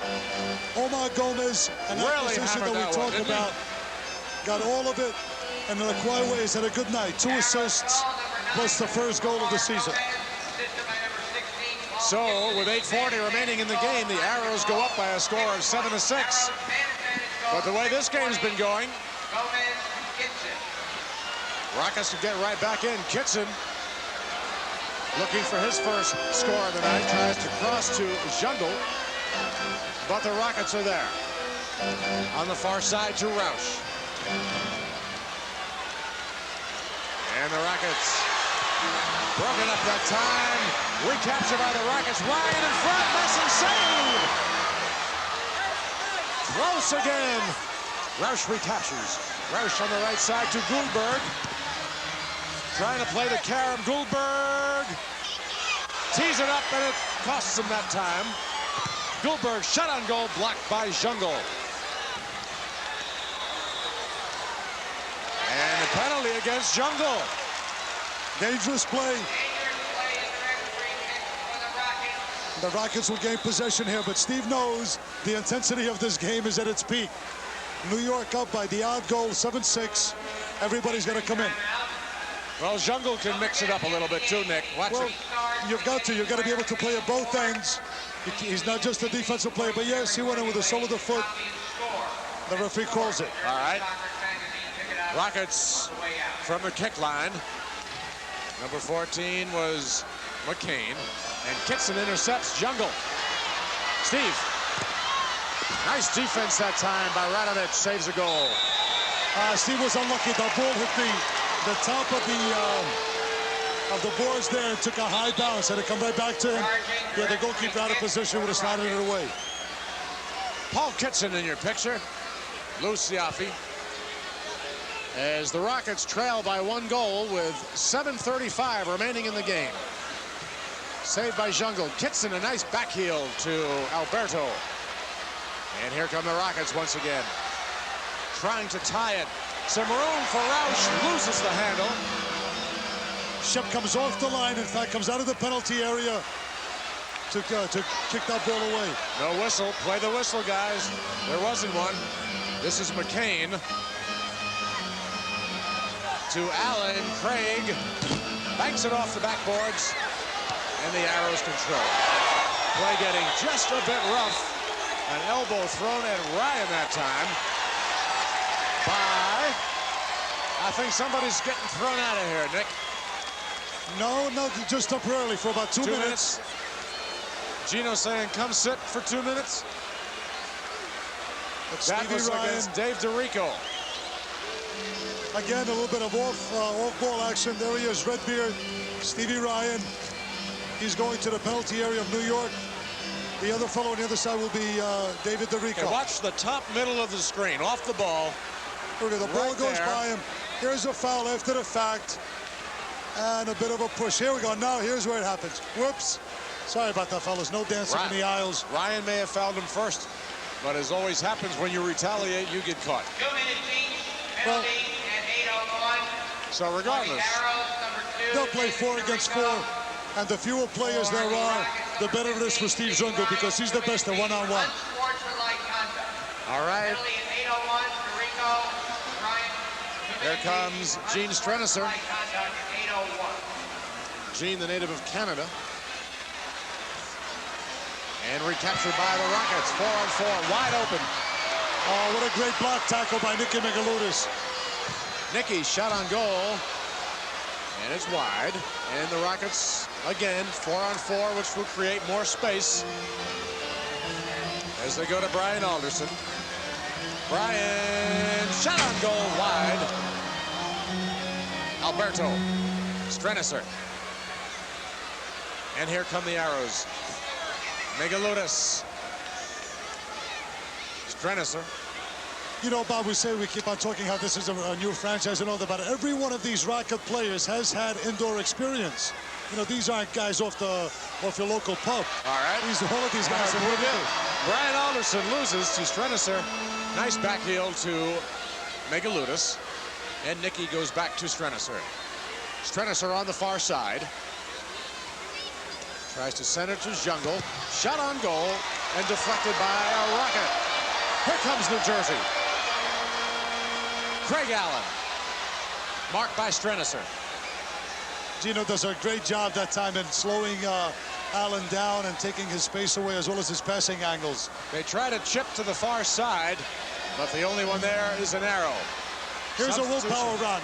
Steve is tired. He's been out for quite a while. Can't run away from Radovic. Yeah, he's played a lot of minutes, Nick. Well, also 4 against 4. This has been a lot of up and down. Yeah. But watch, as soon as he gets the ball, he's going to look to sneak it in. And good timely call as Jungle goes out for a much well-deserved rest. Kitson ridden off the ball that time. All right, Kitson with a little bit of room. Shot is wide, the rebound wide. Again, Kitson off the backboards. Recaptured by New Jersey. Brian Alderson, as the arrows fall back on defense, gives to Ryan. Steve Ryan, marked by Strenisser, and Migaludis has it. Nicky, the local boy from Astoria, Queens. And now the players, or I should say the team's substitute, Hedgie for the Arrows. And I believe that is Jerry Moriello in for the Rockets. Liverich, the give and go. Mark, and a whistle. Pushing from behind, New Jersey ball. Mark Liverich is looking for a first goal as a New York Arrow. And they're going to send it back the Arrows' way. 4 minutes and 2 seconds remaining in the game. The Arrows 7, the Rockets 6. Liverich to Kitson. Back to Liverich. And a whistle. The foul on Liverich, I believe, who was ready to throw the ball at Gino, but wisely decides not to. Or at least bring it back to the spot of the foul. But he went in what he thought was a good tackle, and it surely was very close, but apparently Gino saw something that was wrong with it. Joe Roush on the near side to Goldberg. Shot on goal, knocked away by Messing. Oh, what a great save. All right, a break in the action with a score. The Arrows 7, the Rockets 6. How about Michelob Light for the winners? Sure, but we get mighty thirsty.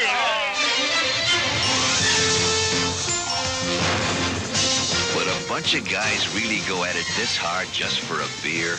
Well, consider it's Michelob Light, and that means a rich, smooth taste you can compare to any beer you like. Those guys could have beaten the Russians today. You think they'd play us for a Michelob Light? Michelob Light. Compare the taste.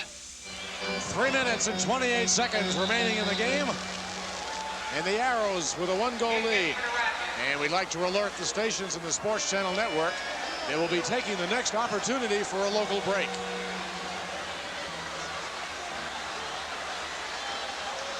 And a little battle for the ball in the stands among some kids, and they throw it back onto the playing field. So I think it's going to be a corner for Brian Alderson, the short corner. And the Arrows control. Kitson with Liverich on his left. Loses control for a moment, regains, and recaptured by New Jersey.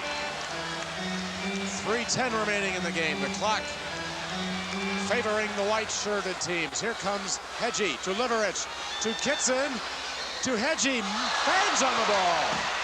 Rebounded. Everything but, Bob. That was Yep. some of the nicest one-touch passing you'd ever want to see. But then the finish just was not there. Did they go one pass too much that time, Nick? No. All right. No, they really created some wonderful, beautiful scoring opportunity. It was magic. Just the finish wasn't there. Hedgie towards the goal and deflected by a red-shirted Rocket. And they call the whistle on Hedgie. Julie that time was looking to pass the ball to Paul Kitson, but just couldn't squeeze it through. You think it'll get tied at the Magic Sevens? They've got those Magic Sevens, is right. 2:37 remaining. Arrows lead 7-6. They try to use the boards and almost do, but missing very quickly out. Here come the Arrows. Jungle with a short rest back in the game. Shot on goal. Talk about quick release. How about a shotgun? Goodness, and then a shotgun shot is right. They go for the carom. Now you can see where Messing has a big edge on Siafi on playing those backboards. Well, you know, some people might say, well, it's easy for Shep to play with the New York Arrows, but the last save that he made shows how invaluable he is to this team. Oh, nice effort that time by Gomez. As play gets rough. And needless to say, they call it against the home team. Gomez. Jungle. Banged off the boards. Gomez with the rebound. And Gomez again. This is Nikia. Jungle. A great display of ability here, but Gomez, the clock on their side, Nick. Don't forget that. 1:25 to go. The Arrows up a goal. They can be cute. Well, they're not really, they're maintaining possession here, but always they're looking for a scoring opportunity or a shot on goal. Siafi quickly guns it out, but intercepted, and now re-intercepted by Goldberg. I tell you, Murcia, number 3, the defender intercepted, has been a real good game. Shot on goal wide by Hedgie. As Hedgie comes out.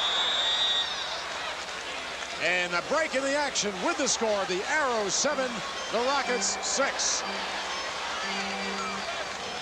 There's more New York Islanders hockey coming your way a week from this Saturday when the Stanley Cup champs play host to the New York neighbors, the Rangers.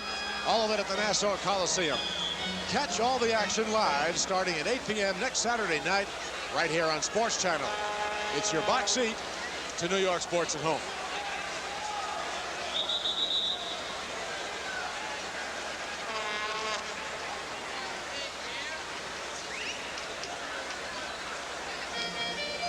Bob Goldschall and Nick Zlatar from the Brendan Byrne Arena. The Arrows home opener 1 week from tonight against the same New Jersey Rockets at the Nassau Veterans Memorial Coliseum. Nick, a discussion going on about what I am not quite certain. Well, the idea was that the New Jersey Rockets had called a timeout. And apparently there was something illegal in the way that they did it. It was an illegal timeout call. So now we're going to have a drop ball on the side, and maybe they'll try to do it again until they get it right. But Timo Lukowski wants to get a timeout here with 56 seconds remaining to put the last efforts into tying this ball game up. All right, 56 seconds, as Nick said, for the Rockets to tie this game. Whistle against Ryan. Uh-oh, somebody's hurt. Is that... That's Luis Alberto. Alberto? on the near side in that tangle on the boards. Alberto, I believe, hurt his ankle. And out they come with the ice pack. Yep. Down in the ankle area. And we have the trainer, Bob Baldwin, coming in. Okay, it's a little bit higher up on his shin.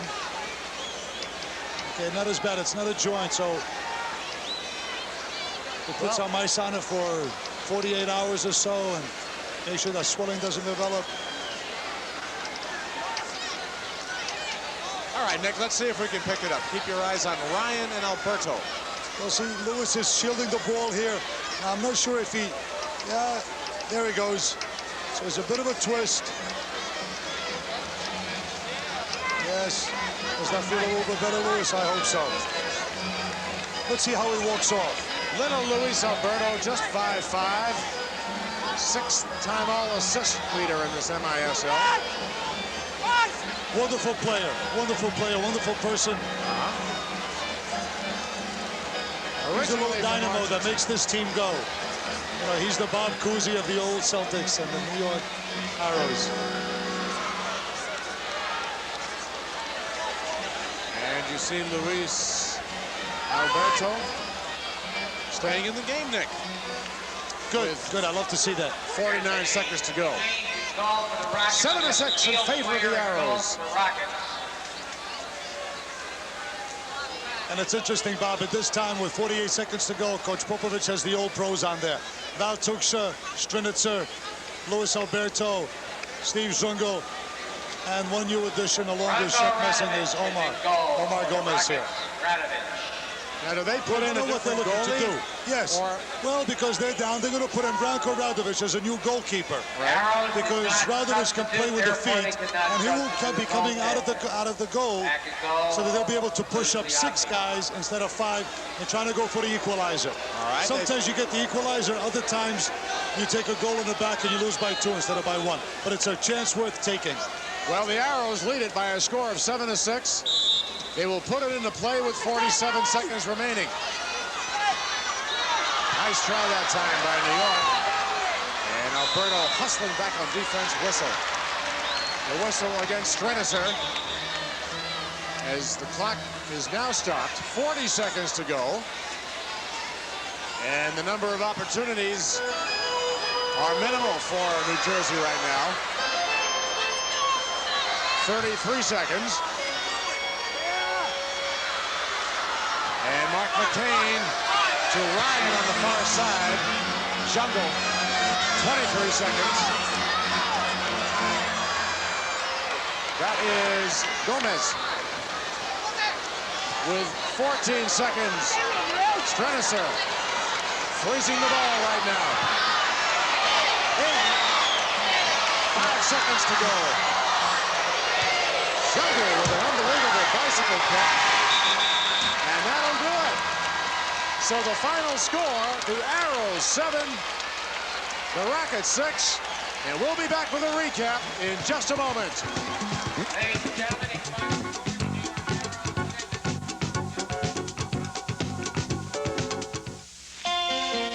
racing to the bottom? Not all the way. For Michelob Light? You're on.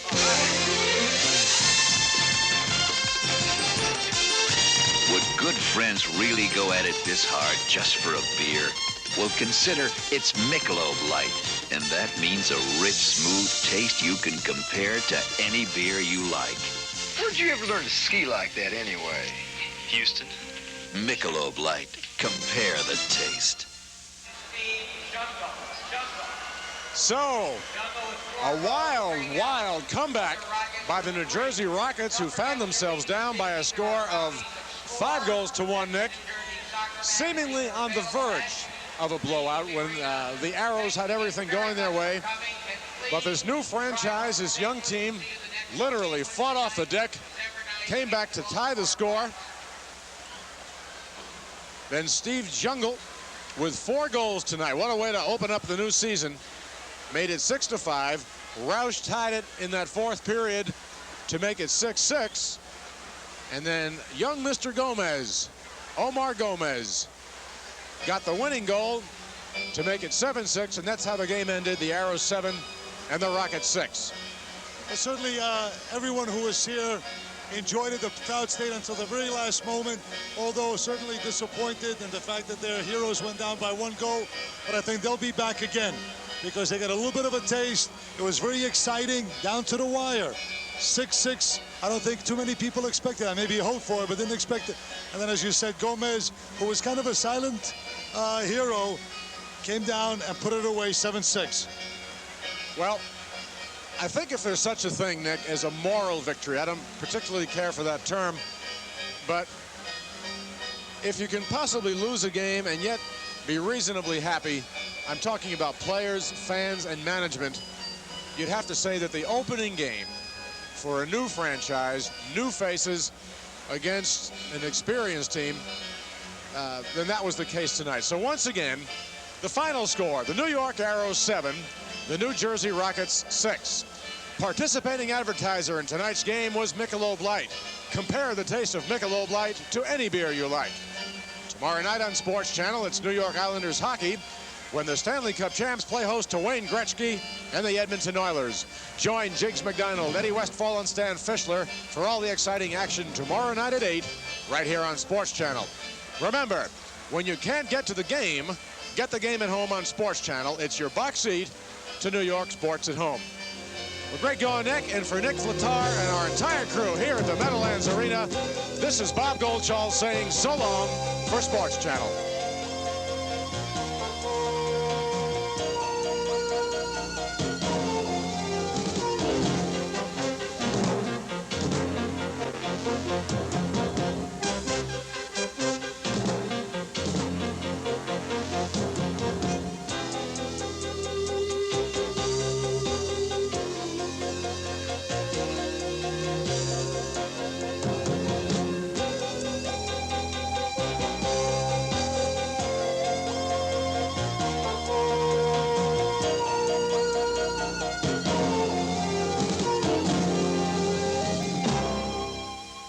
Shoreham, What Went Wrong? A special series by Stuart Diamond starts Sunday and continues daily next week.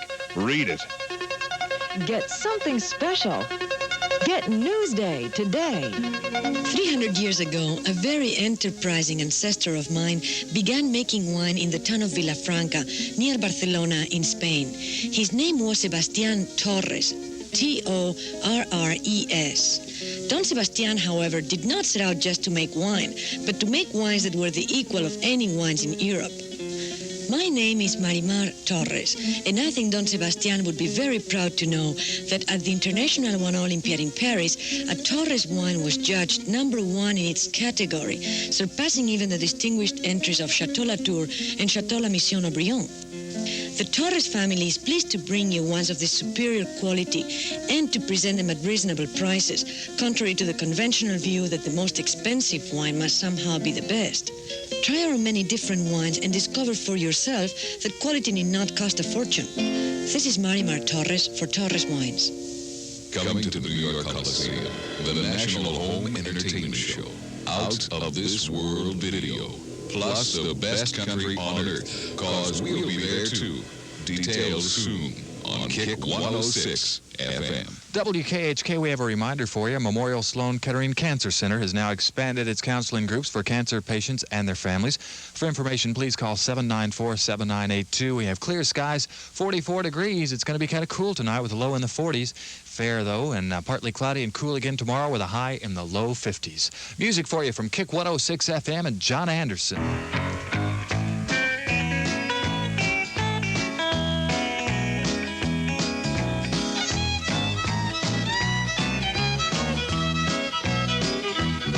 Hey, I'm just an old chunk of coal,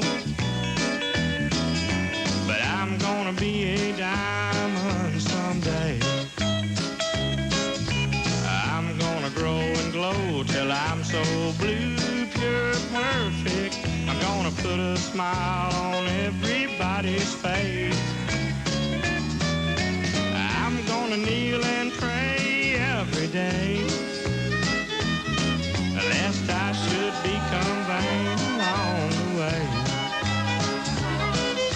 I'm just an old chunk of coal now, Lord, but I'm gonna be a diamond diamond someday. I'm gonna learn the best way to walk.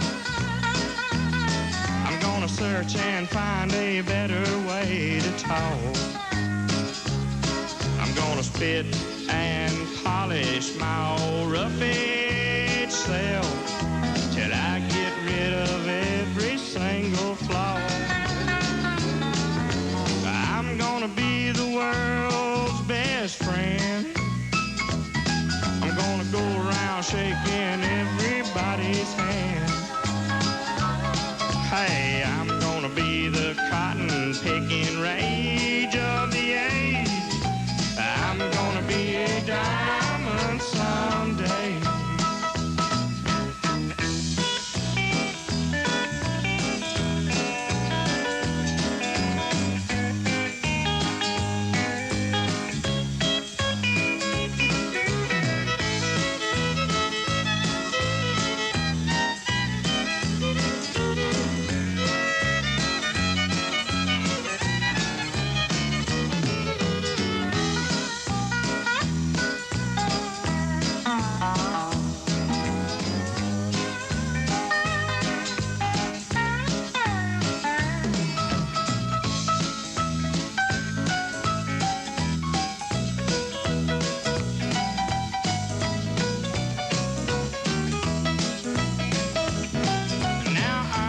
Just an old chunk of coal,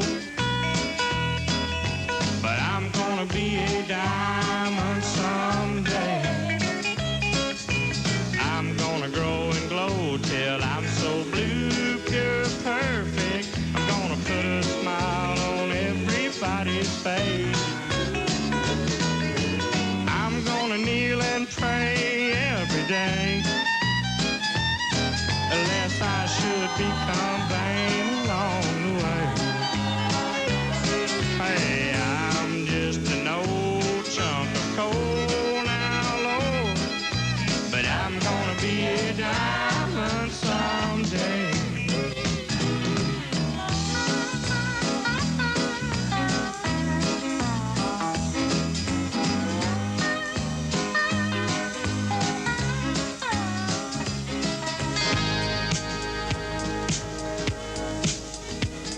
I once thought of love as a prison, a place I didn't want to be. So long ago, I made a decision to be footloose and fancy free. But you came and I was so tempted to gamble on love just one time. I never thought I would get caught. It seemed like the perfect crime. Baby, you left me defenseless. I've only got one plea. Lock me away inside of your love. Throw away the key. I'm guilty of love in the first degree.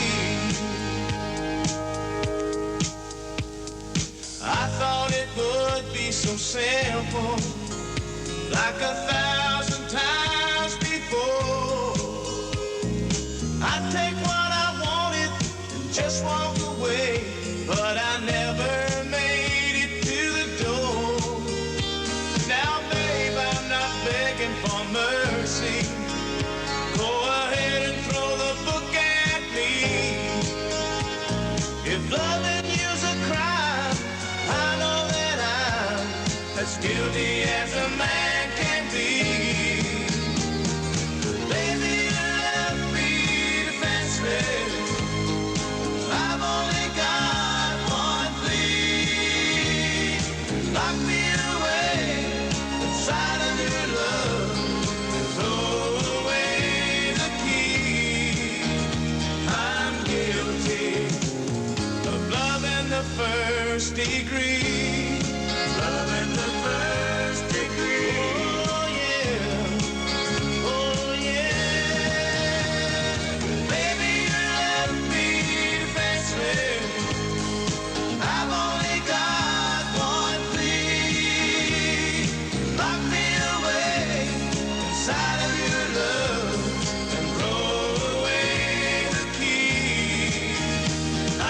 guilty of loving the first degree. Loving the first degree. Oh, yeah. Loving the first degree. Loving the first degree. Oh, yeah. Loving the first degree. Loving the first degree. Love in the First Degree. It's a minute before 11 o'clock, WKHK New York, Kick 106 FM with Willie. Take the ribbon from your hair. Shake it loose and let it fall. Laying soft against your skin, like the shadows on the wall.